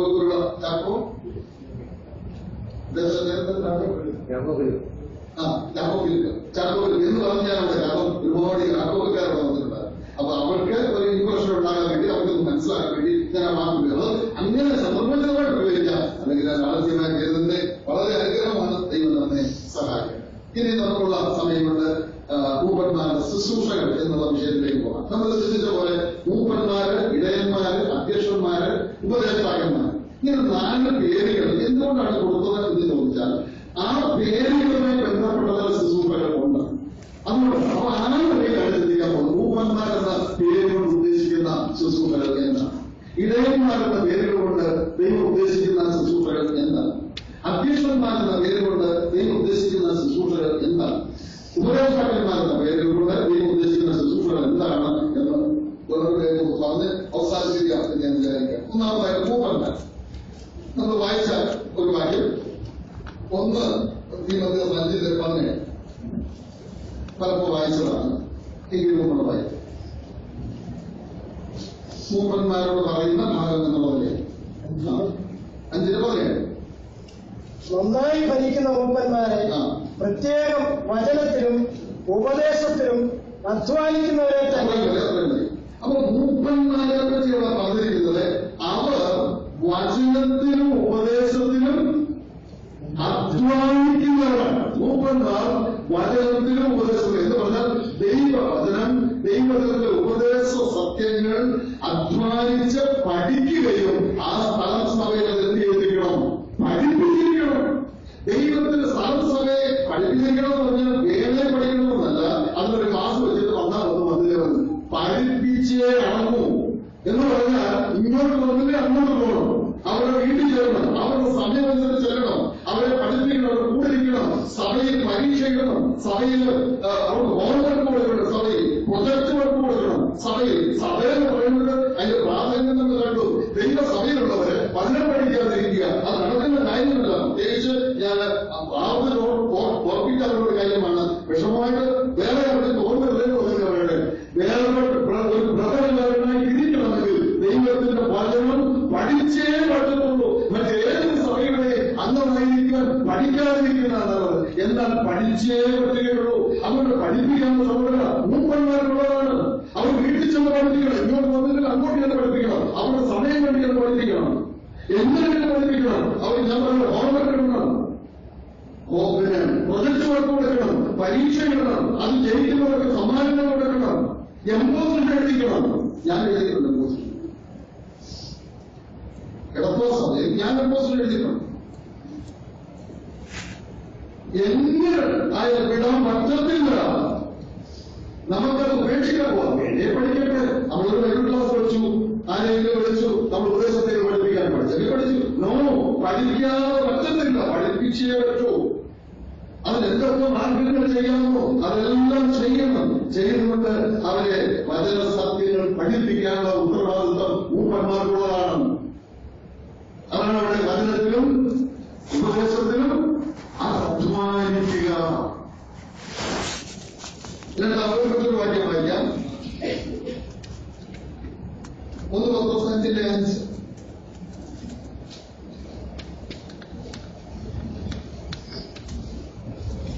ഔവണ്ണം ഇളയവരെ മൂപ്പന്മാർക്ക് കീഴടങ്ങുകയും എല്ലാവരും തമ്മിൽ കീഴടങ്ങി താഴ്മ ധരിച്ചു കൊടുക്കും. അവിടെ ഈ മൂപ്പന്മാര് എന്ന് പറയുമ്പോൾ പ്രായത്തിന്റെ മൂപ്പിന് ഒരു സ്ഥാനമുണ്ട്. ദൈവം നിയോഗിക്കുമ്പോൾ അതിനൊക്കെ നിയോഗിക്കുന്നു. അത് നമ്മൾ മനസ്സിലാക്കാൻ വേണ്ടി പറയാം. പ്രായത്തിൽ ഒരു പ്രാധാന്യമുണ്ട്. അതുകൊണ്ടാണ് അവിടെ മൂപ്പന്മാരെ എന്നും ഇളയവരെ എന്നും പറഞ്ഞിരിക്കുന്നത്. മൂപ്പന്മാരെ യോഗ്യതയൊക്കെ ചിന്തിക്കുന്നില്ല, അതുകൊണ്ട് അതിലേക്ക് അധികം പോകുന്നത്. എന്നാൽ മൂപ്പന്മാരെ കുറിച്ച് അവരുടെ യോഗ്യത പറയുമ്പോൾ അവർ വിവാഹിതരായിരിക്കണം എന്ന് പറയുന്നുണ്ട്. ചിലത് പറയുന്നുണ്ട് കുഴപ്പമില്ല വിവാഹിതരായിരിക്കണം, അങ്ങനല്ല, വിവാഹിതരായിരിക്കണം അങ്ങനെ തന്നെ എഴുതിയിട്ടുണ്ട്. അതുപോലെ അനുസരണമുള്ള മക്കളുള്ളവരായിരിക്കണം. അവർക്ക് മക്കള് വേണം. മക്കള് അനുസരണത്തിലുള്ള കുറച്ച് പ്രായമായ മക്കളാണ്. അനുസരണപ്പെടുത്തിയിട്ട് 4 വയസ്സും 3 വയസ്സുള്ള പിള്ളേരൊന്നും പറ്റത്തില്ല. അനുസരിക്കത്തക്കവണ്ണമുള്ള പ്രായത്തിലെത്തിയവരെ അനുസരണമായി അവരുടെ അനുസരണത്തിൽ നടക്കുന്ന മക്കളുള്ളവരായിരിക്കണം. ഇതിനൊരു പ്രായത്തിനൊരു പ്രാധാന്യമുണ്ട്. പക്ഷേ പ്രായം കൊണ്ട് മാത്രമല്ല, പ്രായത്തിന്റെ പ്രാധാന്യം, പക്വതയുടെ മൂപ്പ്, സൗമ്യതയുടെ മൂപ്പ്, അനുസരണത്തിന്റെ മൂപ്പ്, വിനയത്തിന്റെ മൂപ്പ്, വിവേകത്തിന്റെ മൂപ്പ്, ഒരുപാട് അങ്ങനെ അപക്വത അതിന് ഭരിക്കാനുള്ള മൂപ്പ്, പ്രായോഗികതയുടെ മൂപ്പ്, ഇതെല്ലാം ഉണ്ടായിരിക്കണം. ഇവിടെ നമ്മൾ ജനത്തെ ശ്രദ്ധിച്ചോടെ അവിടെ പറഞ്ഞത് ഇളയവരെ മൂപ്പന്മാരെ ബഹുമാനിക്കും, ഇടതുവന്നത് മൂപ്പന്മാരെ ബഹുമാനിക്കും. എന്നിട്ട് തൊട്ടടുത്ത വടക്കിലെ പറഞ്ഞ എന്താ? തമ്മിൽ കീഴ്വഴി. മൂപ്പന്മാര് ആരെ ബഹുമാനിക്കണം? ഇളയവരെ ബഹുമാനിക്കണം. എന്തിനുവേണ്ടി അറിയാം? മൂപ്പന്മാര് ഇളയവരെ ബഹുമാനിച്ചുകൊണ്ട് അവർ ബഹുമാനിക്കേണ്ടതിന്റെ പാഠം അവരെ പഠിപ്പിക്കണം. ഞാൻ പറഞ്ഞത് മനസ്സിലായോ? എല്ലാ സൗരന്മാർക്ക് മനസ്സിലായോ? മൂപ്പന്മാര് ഇളയവരെ ബഹുമാനിച്ചുകൊണ്ട് അവരെ പഠിപ്പിക്കുകയാണ്. എന്താ പഠിപ്പിക്കുന്നത്? മറ്റുള്ളവരെ ബഹുമാനിക്കണം, മറ്റുള്ളവരെ ശ്രേഷ്ഠരാക്കണം. നിങ്ങൾ ചിന്തിച്ച് ഒരു മൂപ്പൻ അങ്ങനെ ചെയ്യുമ്പോൾ അവർക്കത് പഠിക്കാതിരിക്കാൻ അങ്ങനെ പഠിപ്പിക്കണം. സ്നേഹത്തിന്റെ, വിനയത്തിന്റെ, താഴ്മയുടെ ഒക്കെ അത് വേറെ ഭാഗങ്ങൾ വായിക്കുമ്പോൾ നമുക്കതിന് കൂടുതൽ ആശയം കിട്ടും. നമുക്ക് സാവകാശം ഒരു വാക്യമായി മൂപ്പന്മാരോടുള്ളത്. യാക്കോബിന്റെ ലേഖനം 5-ാം അധ്യായം 14-15 വാക്യം. നിങ്ങളിൽ ദീനമായി കിടക്കുന്നവൻ സഭയിലെ മൂപ്പന്മാരെ വരുത്തട്ടെ. അവർ കർത്താവിന്റെ നാമത്തിൽ അവനെ എണ്ണ പൂശി അവന് വേണ്ടി പ്രാർത്ഥിക്കട്ടെ. ഇത് മൂപ്പന്മാരുടെ ജോലി. എന്താ മൂപ്പന്മാരുടെ ജോലി? ദീനമായി കിടക്കുന്നവര് മൂപ്പന്മാരെ വരുത്തട്ടെ. അപ്പൊ അതിനർത്ഥം ഒരാൾക്ക് സുഖമില്ലാതെ വന്നാൽ, സഭയിലെ ഒരു വ്യക്തിക്ക് സുഖമില്ലാതെ വന്നാൽ അദ്ദേഹം ആദ്യം അറിയിക്കേണ്ടതായ മൂപ്പന്മാരെ അറിയിക്കണം. അപ്പൊ നമുക്ക് മൂപ്പന്മാരുടെ ഒരു മറുപടി എന്നുണ്ടാവും, ഞങ്ങളെ അറിയിക്കണ്ടേ, അത് ഞങ്ങളെ അറിയിക്കുന്നു. അതിപ്പോ നമ്മുടെ വിഷയമല്ല, അവരുടെ കാണണം. അതായത് വിശ്വാസികളുടെ ഉത്തരവാദിത്തം എന്താന്ന് പറഞ്ഞാൽ ഇപ്പൊ നമ്മുടെ പഠന വിഷയമല്ല, അതുകൊണ്ട് അത് പറയുന്നില്ല, അതിന് സമയമില്ല. എന്നാൽ എന്തുകൊണ്ട് അറിയിക്കുന്നുണ്ടെന്ന് ചോദിച്ചാൽ അവരുമായിട്ടുള്ള ബന്ധമാണ് അറിയിക്കും. അതുകൊണ്ട് മനസ്സിലായോ? അവരുമായിട്ട് അതുപോലെ ബന്ധമുണ്ടെങ്കിൽ തീർച്ചയായും അവരാദ്യം അറിയിക്കുന്നത് ആരെയായിരിക്കും? അങ്ങനെയാണ് വേണ്ടത്. ഒരു തലവേദന വന്നാലൊന്നും വേണ്ട, തലവേദന നമ്മുടെ മൂപ്പനെ അറിയിച്ചു, പിന്നെ ഒരു തുമ്മൽ വന്നു, അതല്ല. അങ്ങോട്ട് മുന്നോട്ട് പോകുന്ന കാര്യമായി. അല്ലെങ്കിൽ പിന്നെ മൂപ്പനെ ഇരിക്കാൻ സമയം കിട്ടുന്നില്ല. പ്രത്യേകിച്ച് നമ്മുടെ പിന്നെ സഭകളൊക്കെ 30 പേരൊക്കെ ഉള്ളൂ, അല്ലെങ്കിൽ 50 പേരൊക്കെ ഉള്ളതുകൊണ്ട് കുഴപ്പമില്ല. അപ്പോ മൂപ്പന്മാരെ അറിയിക്കണം. മൂപ്പന്മാർ ഓടി ചിലപ്പോ അറിയിക്കാത്തത് ഒന്നാം തന്നെ രണ്ട് പല പ്രാവശ്യം പറഞ്ഞിട്ട് പറഞ്ഞിട്ട് പിന്നെ പല പ്രാവശ്യം പല പ്രാവശ്യം പറഞ്ഞിരുന്ന പുള്ളി ഇങ്ങോട്ട് തിരിഞ്ഞ് പിന്നെ പറയുന്ന പ്രശ്നമില്ല, അങ്ങനൊന്നും വരരുത്. എന്നിട്ട് എന്ത് ചെയ്യണം? കുഴപ്പം പിടിച്ചൊരു വാക്യം കൂടെയാ. അവിടെ തന്നെ എണ്ണ പൂശി പ്രാർത്ഥിക്കണം. കുഴഞ്ഞു ഈ നമ്മൾ ഇന്ന് കാണുന്ന എണ്ണ പൂശൽ, വെള്ളം പൂശൽ തുടങ്ങിയുള്ള ഫ്രോഡ് പരിപാടികളുടെ കാര്യമൊന്നുമല്ല അവിടെ പറഞ്ഞിരിക്കുന്നത് കേട്ടോ. അവിടെ പറഞ്ഞിരിക്കുന്നത് മരുന്ന് ഉപയോഗിക്കുന്ന കാര്യം. അതേ വാക്ക് പർക്കോസ് 6:13 ഇവിടെ എണ്ണ പൂശുക എന്ന് പറഞ്ഞതിന് പകരമുള്ള വാക്ക് അതേ വാക്ക് തന്നെയാണ് മൂലമായിട്ട് ഉപയോഗിക്കുന്നത്. പർക്കോസ് അവിടെ എണ്ണ തേച്ചെന്ന് കാണാൻ പറയുന്നു. എല്ലാ വാക്കും എടുക്കാൻ വേണ്ടി സമയം കിട്ടുക. വളരെ ഭൂതങ്ങളെ പുറത്താക്കുകയും അനേകം രോഗികൾ എണ്ണ തേച്ച് സൗഖ്യം വരുത്തുകയും ചെയ്യും. എണ്ണ തേച്ചു പൂശി എണ്ണ തേച്ചു അതേ ഉള്ളൂ. എണ്ണ നമുക്കറിയാം 1-ാം നൂറ്റാണ്ടിലെ മെഡിസിനാണ്. മെഡിസിനാണ്. എണ്ണയും കീഞ്ഞും കലർന്നും കുരകൾ കെട്ടി എന്നൊക്കെ പറയുമ്പോൾ അത് മരുന്നാണ്. അപ്പൊ മരുന്ന് ഉപയോഗിക്കുന്നത് കുഴപ്പമില്ല. പക്ഷേ അതിന്റെ അടുത്ത ഭാഗം യാത്രയിലെ മരുന്ന് വായിച്ച് എണ്ണയാണോ സൗഖ്യം തരുന്നതെന്ന്. എന്നാൽ വിശ്വാസത്തോടുകൂടിയ പ്രാർത്ഥന, വിശ്വാസത്തോടുകൂടിയ ഇംഗ്ലീഷിൽ വിശ്വാസത്തോടുകൂടിയ ഈ പ്രാർത്ഥന രോഗിക്ക് മരുന്നല്ല, ദിനക്കാരൻ സൗഖ്യം തരുന്നു. ദൈവമക്കളെ മൂപ്പന്റെ ശുശ്രൂഷയാണ്. ഓടിച്ചെല്ലണം, അവർ അറിയിക്കണം. ഒരു പ്രാവശ്യം ഒന്ന് ചെന്നതൊക്കെ എന്തൊരാശ്വാസം. ലോകത്തിന് മരുന്നൊക്കെ ഇല്ലാതെ സൗഖ്യം ഓടിച്ചെന്നു, അവരെ കണ്ടു, അവർക്ക് ആവശ്യമായ ശുശ്രൂഷകൾ ചെയ്തു, അവർക്ക് വേണ്ടി പ്രാർത്ഥിച്ചു. അപ്പോൾ എന്ത് ലഭിക്കും? അവർക്ക് ആശ്വാസം ലഭിക്കും എന്നാണ് അതിനുവേണ്ടി പറഞ്ഞത്. ഇത് മൂപ്പന്മാരുടെ ജോലി. ഞാൻ ഇപ്പോൾ ഒന്നും ചോദിക്കുന്നില്ല. ഞാൻ നേരത്തെ പറഞ്ഞൊരു മാർഗം മാത്രം. ദൈവം നിയോഗിച്ച മൂപ്പന്മാരെ ഇത് ചെയ്യുന്നുണ്ടോ ഇല്ലയോ എന്ന് സ്വയം വിലയിരുത്തുക, അല്ലാണ്ട് ഒറ്റ വിശ്വാസികൾ പോലെ മൂപ്പന്മാരെ വിമർശിക്കുക. പ്ലീസ് പകരം വിലയിരുത്തുക. ചെയ്യുന്നില്ലെങ്കിൽ അത് ചെയ്യുവാൻ ഉത്സാഹിക്കുക. അത് മാത്രമേ എനിക്ക് പറയാനായിട്ട് ഉള്ളൂ. അതാണ് മൂപ്പന്മാരുടെ പദ്ധതി. 3 കാര്യങ്ങൾ പറയുന്നത്. അടുത്തത് ഇടയന്മാരുടെ ബന്ധത്തിൽ ഉള്ള ശുശ്രൂഷകൾ എന്തൊക്കെയാണ് ഓടിച്ചു പറയാൻ നിങ്ങൾക്കുള്ള സമയം വളരെ ഉണ്ട്. ഒന്നാമത് ഞാൻ പറയട്ടെ, ഇടയനെന്ന് പറഞ്ഞാൽ 23 മാസങ്ങളിലെ വായിച്ചാൽ ഒരുപാട് കാര്യങ്ങൾ വന്നത്. ഒരു ഇടയനെന്ന് പറഞ്ഞാൽ എപ്പോഴും ആടിന്റെ കൂടെ ഇരിക്കണം. എന്റെ പോലെ യാതൊരു സാക്ഷിയുടെ കാര്യമാണ്. അതിന് വേറെ പണിയുണ്ട്. എപ്പോഴും എനിക്ക് ആടിന്റെ കൂടെ ഇരിക്കാൻ. ശരീരം കൊണ്ടിരുന്നില്ലെങ്കിലും മനസ്സുകൊണ്ട് എപ്പോഴും ആടുന്നത് പോലെ കേട്ടോ. ശരീരം കൊണ്ട് എപ്പോഴും വരിക പട്ടാമ്പുറമോ പട്ടണം. പക്ഷേ ശരീരം കൊണ്ടില്ലെങ്കിലും എപ്പോഴും നമുക്കറിയാം. ആളുകൾ നമുക്ക് താറാവിന് എക്സാം കഴിഞ്ഞു. നമ്മുടെ താറാവിനെ കൊണ്ട് വന്നാൽ താറാവിന് ടീച്ചറുള്ള താറാവിനെ രാത്രിയിലുള്ള താറാവിനെ അവരുടെ പാടത്ത് വട്ടം ഇട്ടിട്ട് ഇപ്പൊ ചെറിയ കെട്ടി കെട്ടി അവിടെ കിടക്കുക. പുതുവഴി കൊണ്ട് അതിന്റെ എല്ലാ പ്രയാസം കൊണ്ട് ഇടയന്മാരെങ്ങനെയായിരുന്നു അവരവിടെ കിടക്കുകയാണ്. അതിന് ചുറ്റുപാട് അതിന്റെ ബുദ്ധിമുട്ട് എല്ലാ സ്ഥലങ്ങളിലൂടെ കിടക്കുകയാണ്. ആടിന്റെ കൂടെ ഒന്നാമത്തെ കാര്യം, ആടിന്റെ കൂടെ ഇരിക്കണം.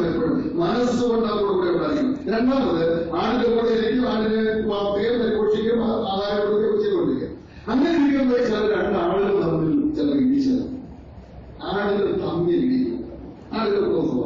അപ്പൊ എന്ത് ചെയ്യണം? മൂപ്പൻ ഒരാടിലൂടെ ചേർന്ന് മറ്റേതിന്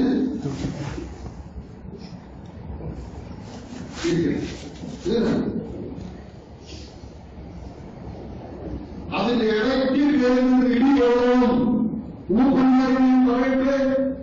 ഞാൻ പറയുന്നത് ഒരു വാക്കും ഞാൻ വെറുതെ പറഞ്ഞില്ല, എന്റെ ജീവിതാനുഭവമാണ് ഞാൻ പറയുന്നത്. ഇടത്തുവായിട്ടുള്ള സൗകര്യമായി വന്നിട്ടുള്ള സൗകര്യമായിട്ട് ചോദിക്കാം ആരോട് വേണമെന്ന്. രണ്ടാളുകളും ഇടിച്ചായിട്ട് നടുക്ക് കയറുന്നത് ഇടികൊണ്ടാണ്. ആ ഇടി കൊണ്ടുകൊണ്ട് അത് അവരെ ഇടിക്കുന്നില്ലല്ലോ. ആ ഇടി നമ്മളെ നേരെ ഇടികൊണ്ട് അവരെ ശാന്തരാക്കി ദൈവത്തിന്റെ വചനത്തിൽ അവരെ നിലനിർത്തി അവരെ സൗഖ്യത്തിലേക്ക് ആശ്വാസത്തിലേക്ക് വരാം. അങ്ങനെ ഇരിക്കുമ്പോൾ ആളുകൾ എന്ത് ചെയ്യുന്നറിയാമോ? നേരിട്ട് നമ്മളായിരിക്കും. ഇങ്ങോട്ട് ഇരിക്കുമ്പോൾ അങ്ങോട്ട് കിടന്നു ഇരിക്കുന്ന മൂന്നര കാണും. എനിക്കറിയാം ആ ഇടിക്കൊണ്ടാണ്. ഇടിക്കൊണ്ടുകൊണ്ട് അവരെ ആശ്വസിപ്പിക്കണം, അവരെ ധൈര്യപ്പെടുത്തണം, അവരെ സഹായിക്കണം. ചിലപ്പോൾ ഈ ആളുകളുടെ മൂത്രം ഒഴിച്ച് ദേഹത്തെ കുട്ടികളാക്കും. ചിലപ്പോൾ ഒഴുകി ചില പ്രശ്നങ്ങളൊക്കെ ഉണ്ടാകും. അപ്പോൾ ചോദ്യം മൂന്നാല് എനിക്കിതിന്റെ കാര്യം എനിക്കെന്തെങ്കിലും ആവശ്യം ഇവരിടി കൊള്ളണം, അവർ തമ്മിലിടിക്കുന്ന ഇടയ്ക്ക് കൊള്ളണം, അവർ ഇങ്ങോട്ടിടിക്കണം, അവർ മൂത്രമൊഴിച്ച് ദേഹത്ത് ഒഴി കൊള്ളണം. എന്താ ആവശ്യം? വാക്യം രണ്ടാമത്തെ ചോദിക്കാം. ഒന്നിന്റെ 11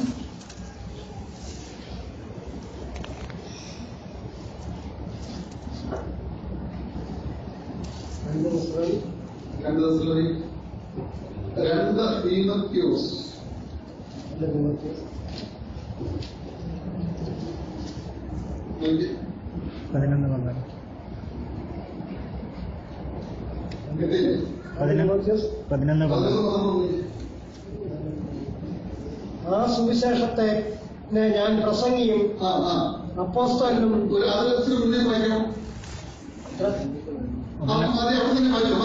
ആ സുവിശേഷത്തിനെ ഞാൻ പ്രസംഗിയും അപ്പോസ്തലനും ഉപദേഷ്ടാവുമായി നിയമിക്കപ്പെട്ടിരിക്കുന്നു. എന്താ വായിച്ചത്? ഞാൻ നമുക്ക് നമ്മുടെ വിഷയം മാത്രമല്ല, ഉപദേഷ്ടാവായിട്ട് എന്ത് ചെയ്തിരിക്കുന്നു? നിയമിക്കപ്പെട്ടിരിക്കുന്നു. ഒരു പഞ്ചം നിയമിക്കപ്പെട്ടിരിക്കുന്നു. എന്തായിട്ട്? ഒരു ഇടയനായിട്ട് ഞാൻ മനസ്സിലാകുന്നു. ഞാൻ ഇടയനായിട്ട് നിയമിക്കപ്പെട്ടു. ആര് നിയമിച്ചു? ആര് നിയമിച്ചു? ദൈവം നിയമിച്ചു. അതുകൊണ്ട് വിട്ടുകളി നിയമിച്ചിരിക്കുന്നു. ബാക്കി അത് നിമിത്തം തന്നെ ഞാൻ ഇതൊക്കെ സഹിക്കുന്നു. അത് നിമിത്തം തന്നെ ഞാൻ ഇതൊക്കെയും സഹിക്കുന്നു. ഏത് നിമിത്തം? എന്തോ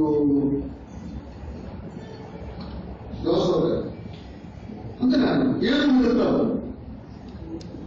ഏത് നിമിത്തം ഞാൻ സഹിക്കുന്നു? ഉപദേഷ്ടാവായി നിയമിക്കപ്പെട്ട എന്നെ നിയമിച്ചതുകൊണ്ട് സ്വർഗത്തിലെ ദൈവം എന്തിന് ഇടി കൊള്ളാൻ എന്നെ ഉപദേഷ്ടാവായിട്ട് മാത്രമല്ല നിയമിച്ചത്, ആടിന്റെ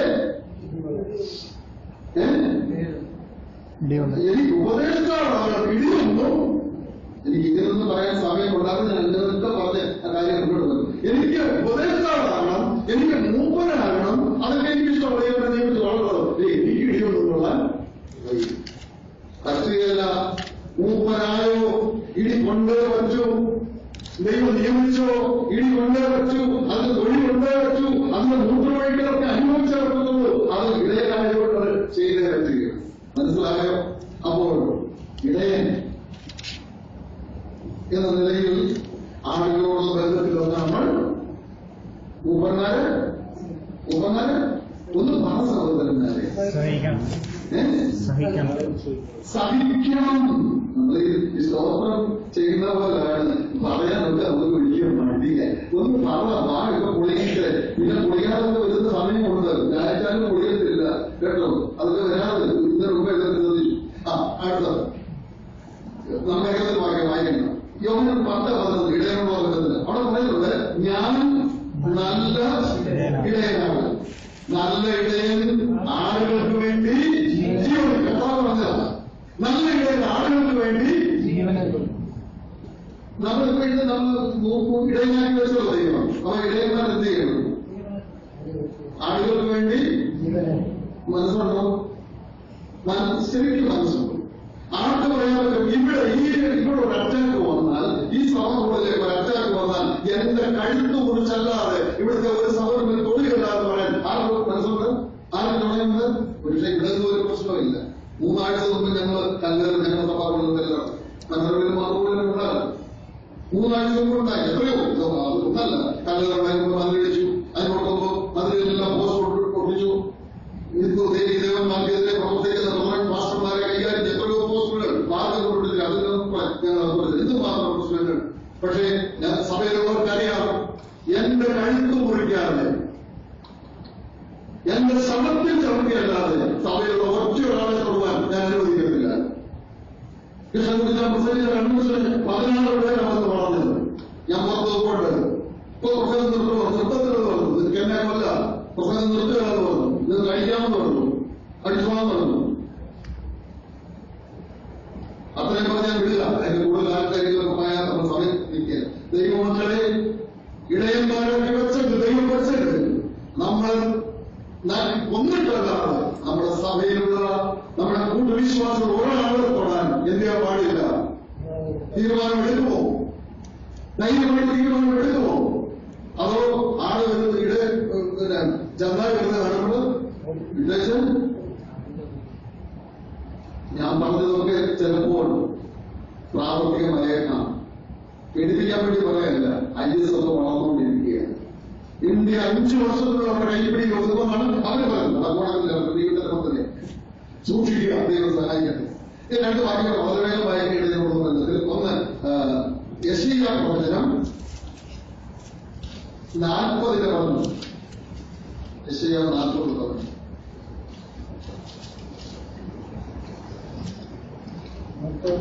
ഒരിടയനെ പോലെ അവൻ തന്റെ ആട്ടിൻകൂട്ടത്തെ മേയിക്കുകയും കുഞ്ഞാടുകളെ ഭുജത്തിലെടുത്ത് മാർവിടത്തിൽ ചേർത്ത് വഹിക്കുകയും തള്ളകളെ പതുക്കെ പതുക്കെ നടത്തുകയും ചെയ്യും. ദൈവസഭയില് ആരൊക്കെയുണ്ട്? കുഞ്ഞാടുകളുണ്ട്, തള്ളയാടുകളുണ്ട്. ദൈവസഭയിൽ കുഞ്ഞാടുകളും തള്ളയാടുകളുമുണ്ട്. എന്താ കുഞ്ഞാടുകളും തള്ളയാടുകളും? കുഞ്ഞാടുകൾ എന്ന് പറഞ്ഞാൽ വിശദീകരിച്ച് വ്യാഖ്യാനം കൂടാതെ വേണ്ട പുതിയ വിശ്വാസികൾ. വിശ്വാസത്തിൽ കുഞ്ഞുങ്ങൾ രക്ഷിക്കപ്പെട്ട ആളായില്ല. അവരെ എന്ത് ചെയ്യണം? പുതുതായിട്ട് വിശ്വാസത്തിൽ വന്നവരെ ഉച്ചത്തിലെടുത്ത് മാർവിടത്തിൽ ചേർക്കണം. മാർവിടത്തിൽ പുതിയ വിശ്വാസികളെ മാറോട് ചേർക്കുവാൻ, അവർക്ക് വാത്സല്യം കൊടുക്കുവാൻ, അവർക്ക് തനിയെ നടക്കാൻ നിവൃത്തിയില്ല, അവർക്ക് തനിയെ ഒന്നും ചെയ്യാൻ കഴിവില്ല. ദൈവസഭയിൽ അവർക്ക് വേണ്ട കഴിവ് അവർക്ക് ഉണ്ടാക്കി കൊടുക്കണം. അവർക്ക് പാടാൻ അറിയത്തില്ല, അവർക്ക് പാട്ട് എടുക്കാൻ അറിയത്തില്ല, എടുത്തു കൊടുക്കണം. അവർക്ക് പ്രാർത്ഥിക്കാൻ അറിയത്തില്ല, പഠിപ്പിക്കണം. പ്രാർത്ഥിക്കാൻ കഥ പഠിപ്പിച്ചില്ലേ? പ്രാർത്ഥിക്കാൻ പഠിപ്പിക്കണം. വേണ്ടിയുള്ളത് എഴുതി കൊടുക്കണം, പ്രസംഗം എഴുതി കൊടുക്കണം. ആദ്യമൊക്കെ എപ്പോഴല്ല തോളിൽ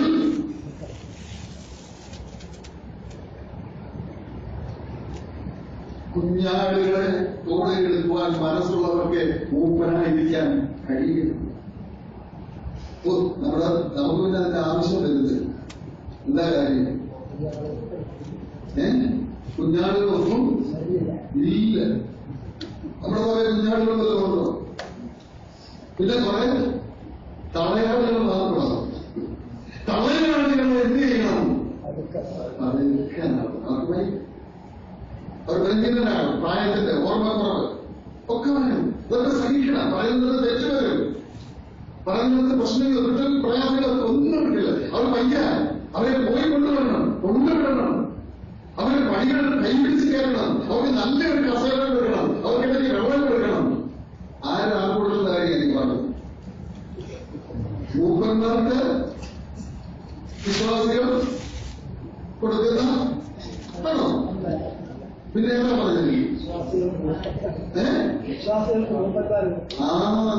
അതാണ് പറഞ്ഞത്. വിശ്വാസികൾക്ക് മൂപ്പന്മാർ ചെയ്യേണ്ട കാര്യമല്ല പറഞ്ഞത്. ഒത്തിരി മറുപടിയൊക്കെ കാണും, അതെനിക്കറിയും. അതെന്നോട് നേരിട്ട് ചോദിച്ചാൽ മതി. തള്ളയാടുകളെ പതുക്കെ നടന്നു. ഞാൻ വിടുന്ന സമയം പോലല്ലോ ഒരു വാക്യം വായിക്കാൻ ആവശ്യമില്ല. എസെക്കിയേൽ പ്രവചനം നേരത്തെ വായിച്ച ഒരു വാക്യത്തിനകത്ത് വായിക്കും 34:4.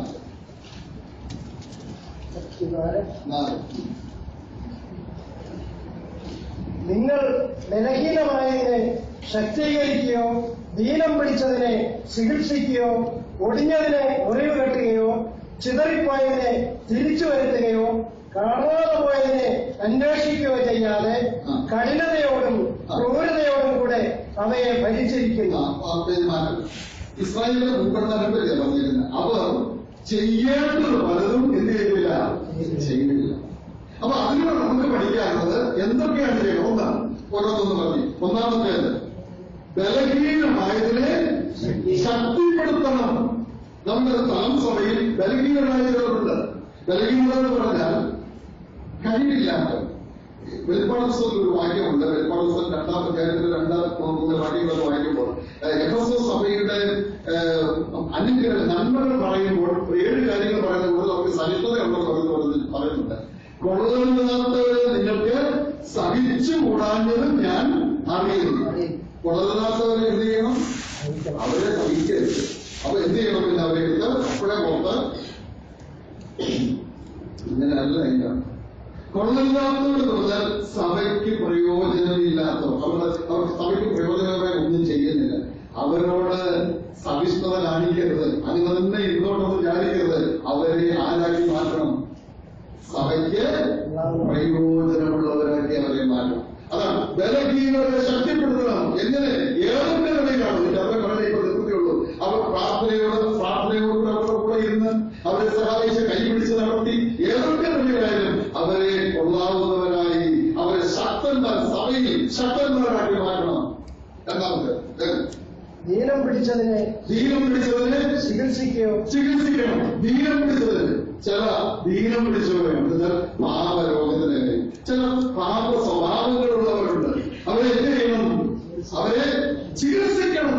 അച്ചടക്ക നടപടിയുടെ കാര്യമാണ്. ദൈവസഭയിൽ അച്ചടക്ക നടപടി വേണം. എങ്ങനെ വേണം? ഇതിനൊരു ആശയം എടുക്കണമെങ്കിൽ നമ്മൾ 1 തീമോഥെയോസ് 3-ാം അധ്യായത്തിൽ നമ്മൾ വായിച്ചല്ലോ. കുടുംബത്തെ നന്നായി ഭരിക്കാത്തവൻ എങ്ങനെയാണ് സഭയെ ഭരിക്കുന്നത്? കൈമാറി. അപ്പോ കുടുംബത്തെ ഭരിച്ച് ഉള്ള ആ പരിചയത്തിലൂടെയാണ് സഭയിലേക്ക് ഭരിക്കാനുള്ള ആ ഭരണപരിചയം കിട്ടും. എന്ന് പറഞ്ഞാൽ വേറെ പറഞ്ഞാൽ കുടുംബത്തെ ഭരിക്കുന്നത് പോലെ വേണം ആരെ ഭരിക്കാൻ. എന്ന് പറഞ്ഞാൽ ആ സഭയോട് സ്വന്തം വീടുകളോടുള്ള സ്നേഹം, സ്വന്തം മക്കളോടുള്ള സ്നേഹം. മക്കളെ ശിക്ഷിക്കാറുണ്ടോ? ഉണ്ട്. അവരെ ശിക്ഷിക്കുമ്പോൾ അവർക്കാണോ കൂടുതലെന്ന് അതോ അടിക്കുന്ന അപ്പനാണോ? അടി കൊടുക്കുന്നവന്റെ കാല് ഒരു വേദന ഒരു പത്രമേ ഉള്ളൂ. പക്ഷെ അപ്പന്റെ ചങ്ക വേദനിക്കുന്നത്. അതാണ് ദീനം പിടിച്ച് അവരെ ചികിത്സിക്കുന്നത്. എനിക്ക് അത്രയും പറയാൻ സമയമുള്ളൂ. ശിക്ഷണമായി എടുക്കണം. മകന്റെ വേണ്ടി പുറത്തല്ല, അവനെ എന്നേക്ക് വേണ്ടി ഉപേക്ഷിക്കുകയല്ല. അവനെ പ്രിയപ്പെടുന്ന ചികിത്സിച്ച് സൗഖ്യം. ചിലപ്പോൾ ടാബ്ലറ്റ് മതിയാകും. അത് മതി. ചിലപ്പോൾ ഇഞ്ചക്ഷൻ വേണ്ടി വരും. ചിലപ്പോൾ സർജറി വേണ്ടി വരും. ആദ്യമേ കരുതി സർജറി ചെയ്യുന്നവരെ ആദ്യമേ ഒരു ആംബ്യൂട്ട് ചെയ്യുന്നത് കാര്യം അങ്ങനെ ചെയ്യും. ആദ്യം കൈക്കൊരു ചെറിയ പ്രശ്നമുണ്ടെങ്കിൽ കൈ കുടിച്ചപ്പോഴേ പറയും നോക്ക്, ഒരു ഗുളിക കൊണ്ട് നോക്ക്, ഒരു ഇഞ്ചക്ഷൻ കൊണ്ട് നോക്ക്. മനസ്സിലായോ? അതിന് ഒത്തിരി വിശദീകരണങ്ങളുണ്ട്. അടുത്തത് സമയമായി. ബലഹീനമായ ശക്തി ദീനം പിടിക്കാതെ ചികിത്സിക്കുകയോ ഒടിഞ്ഞതിനെ മുറിവ് കെട്ടുക. മുറിവ് കെട്ടുക എന്ന് പറയുമ്പോൾ നമുക്കറിയാം മുറിഞ്ഞവന്. ഒടിഞ്ഞെന്ന് ഉദ്ദേശിച്ചത് മുറിഞ്ഞവൻ. മുറിവ് കെട്ടുന്നത് മുറിവുണ്ടാക്കണം. മുറിഞ്ഞവർ വേദനിക്കുന്നവരുടെ നമ്മുടെ സ്ഥലത്ത് വേദനിക്കുന്നവർ, ശാരീരിക ക്ലേശം കൊണ്ട് വേദനിക്കുന്നവർ, മക്കളെ കൊണ്ട് വേദനിക്കുന്നവർ, മാതാപിതാക്കളെ കൊണ്ട് വേദനിക്കുന്നവർ, സാമ്പത്തിക പ്രശ്നങ്ങൾ വേദനിക്കുന്നവർ, രോഗത്താൽ വേദനിക്കുന്നവർ, ഒരുപാട് വേദനിക്കുന്നവരുണ്ട്. അവരെ എന്ത് ചെയ്യണം? അവരുടെ മുറിവ് കെട്ടണം. നല്ല സമയത്ത് അവർ സ്റ്റോറിലേക്ക് പോയാൽ മതി. മുറിവ് കെട്ടുന്നതിനൊക്കെ ചെയ്യുന്ന 2 കാര്യം: എണ്ണയും എണ്ണാശ്വാസവും ബീജ സന്തോഷവും. പിന്നെ മുറിവ് കെട്ടണം. അവർക്ക് ആശ്വാസം പകർന്ന് അവരെ സന്തോഷിപ്പിച്ച് ധൈര്യപ്പെടുത്തി അവരുടെ മുറിവ് കെട്ടണം. അടുത്തത് ചിതറിപ്പോയതിനെ തിരിച്ചു വരുത്തുക. കൂടെ വിട്ടുപോയി ഒരാൾ ദൈവസഭയിൽ അങ്ങനെ സംഭവിക്കും. ചിലപ്പോൾ കൂടെ വിട്ടുപോയി. പിന്നെ ഒരു തലവേദന. അങ്ങനെ ഞങ്ങൾ ഒരാൾ പറഞ്ഞാണ് ഇനി പുതിയ ആൾക്കാർക്ക് ഒന്നും വേണ്ട, 10 തലവേദനയാണ്. ഇനി അതിനെ 10 കുടുംബത്തെ കുറിച്ചാണ് പറഞ്ഞത്. 10 തലവേദനയുണ്ട്. ഇനി ഒരു തലവേദനയോട് ചെറിപ്പോയതിന് അഭിപ്രായ വ്യത്യാസമുണ്ടാവാം, ഏതെങ്കിലും ആശയപ്രശ്നമുണ്ടാകാം, ഏതെങ്കിലും കാരണത്താൽ ചിലപ്പോൾ ചെറിപ്പോയി വിടരുത്, പുറകെ പോകണം. എവിടം വരെ പോകാമോ അവിടം വരെ ചെന്ന് അവരെ എന്ത് ചെയ്യണം? ആർക്കതിനൊക്കെ നേരം ചെറിപ്പോയതിനെ എനിക്ക് സമയം നേടിയാൽ നിങ്ങൾ കൂടുതൽ പറയുന്നതിനേക്കാണ് എനിക്ക് ദോഷമില്ലേക്കും. അതുകൊണ്ടാണ് കാരണം അധ്യക്ഷനുള്ളതൊക്കെ കിടക്കും. അധ്യക്ഷന് കാണാതെ പോയതിനെ അന്വേഷിക്കുകയോ കാണാതെ പോയതിനെ അന്വേഷിക്കുക. ഒരാളെ കണ്ടില്ല ഒരാഴ്ചയിൽ, ആ കണ്ടില്ലെന്ന് എങ്ങനെ നിങ്ങൾ നോക്കി അറിയാമോ ആരാ ഇന്ന് വരാത്തതെന്ന്? 30-40 പേരൊക്കെ ഉള്ളൂ. അറിയാമോ?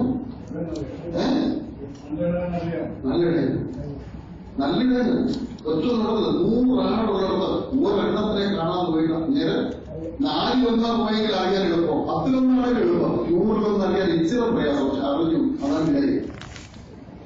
ഒരാളൊന്നുമില്ലെങ്കിൽ അറിയാൻ പോരാ, അതിനെ അന്വേഷിച്ച് കണ്ടെത്തണം. ഇന്ന് ആരാധനയോഗത്തിൽ അത് നമുക്ക് അതിനെല്ലാവരും വരുന്നു. കണ്ടില്ലെങ്കിൽ അന്ന് തന്നെ കോൺടാക്ട് ചെയ്യാം. പിറ്റേ ദിവസത്തേക്ക് വെക്കല്ലേ. അടുത്ത സൺഡേക്കുള്ളിൽ കാര്യങ്ങൾ എന്താണെന്ന് അറിഞ്ഞ് ആ പ്രയാസങ്ങൾ രോഗമാണോ കാര്യങ്ങൾ എന്താണെന്ന് അറിഞ്ഞ് മനസ്സിലാക്കിയിരിക്കണം. കാണാതെ പോയതിനെ അന്വേഷിച്ച് കണ്ടെത്തണം. ഞാൻ അത്രയും പറഞ്ഞ് അവസാനിപ്പിക്കുകയാണ്. ഇടയം എന്ന് പറഞ്ഞൊരു ശുശ്രൂഷ, ഈ അധ്യക്ഷനുള്ള ശുശ്രൂഷയുണ്ട്. അതിന് 10 മിനിറ്റ് എടുത്ത് ഞാൻ പോകുന്നില്ല. ഞാൻ അവസാനിപ്പിക്കട്ടെ. ഉപദേഷ്ടാവ് എന്നുള്ളതിൽ നമ്മൾ ഈ കണ്ട ഭാഗമൊക്കെ ഉണ്ട്. ഒരു ഒറ്റ വാക്ക് ഉപദേഷ്ടാവിന്റെ മാത്രം വായിക്കാം. അധ്യക്ഷന്റേതൊക്കെ പറയുന്നത് ഒരു വാക്ക്. ഈ ഇടയിൽ നിന്നാണ് ഉപദേഷ്ടാവ് ഒന്നുള്ളത്. 1 തീമോഥെയോസ് 3:1 ഒരുവൻ അധ്യക്ഷസ്ഥാനം കാക്ഷിക്കുന്നുവെങ്കിൽ നല്ല വേല ആഗ്രഹിക്കുന്നു എന്നുള്ളത് വിശ്വാസയോഗ്യമാകുന്നു. എന്നാൽ അധ്യക്ഷൻ നിരപവാദിയായി ഏകഭാര്യയുടെ ഭർത്താവും നിർമ്മലനും ജിതേന്ദ്രിയനും സുശീലനും അതിഥിപ്രിയനും ഉപദേശിപ്പാൻ സമർത്ഥനും ആയിരിക്കണം. ഡിവോഴ്സിലൊക്കെ ഉണ്ട്, 1-2 ഉണ്ട്. ഭക്തിയോപദേശത്തിലുള്ള ഉപദേശിപ്പാൻ സമർത്ഥനായിരിക്കണം. മൂപ്പന്മാര് ദൈവത്തിൽ നല്ല സ്ട്രോങ് ആയിരിക്കണം, ദൈവത്തിൽ നല്ല ഫലം വേണം, ദൈവത്തിൽ നല്ല അധ്വാനിക്കണം. ഏത് സഭയിലെ ഒരു വിശ്വാസം ചോദിക്കുന്ന ഏത് ചോദ്യത്തിലും വചനാനുസരണം കൃത്യമായി കൂടെ പറയാൻ അറിഞ്ഞിരിക്കണം. മൂപ്പൻ ഉപദേശിപ്പാൻ സമർത്ഥനം എന്ന് പറഞ്ഞ സാഹിത്യം പറയണമെന്നല്ല, കാര്യം പറഞ്ഞ് മനസ്സിലാക്കുന്നതിനാണ് ഉപദേശിക്കാനുള്ള സാമർത്ഥ്യം. സാഹിത്യം അറിയണമെന്നില്ല, നല്ലതാണ്. പക്ഷെ വിളിക്കാനൊക്കെ തോന്നില്ല, ഇതേയൊന്നും. പക്ഷെ നമ്മൾ പറഞ്ഞ കാര്യങ്ങൾ ബോധ്യപ്പെടുത്താൻ കഴിയണം. അത് ദൈവസത്യം നമ്മൾ അറിഞ്ഞേ പറ്റുകയും ദൈവം നമ്മെ സഹായിച്ച ഒറ്റ വാക്യം എന്ന് പറഞ്ഞാൽ നിർത്തി ഒരു വാക്യങ്ങൾ 5 ഇത് ശുശ്രൂഷ. ഈ ശുശ്രൂഷകളാണ് 1 വർഷം തന്നെ. അത് വളരെ എനിക്ക് നിർത്താൻ പറ്റാത്തത്.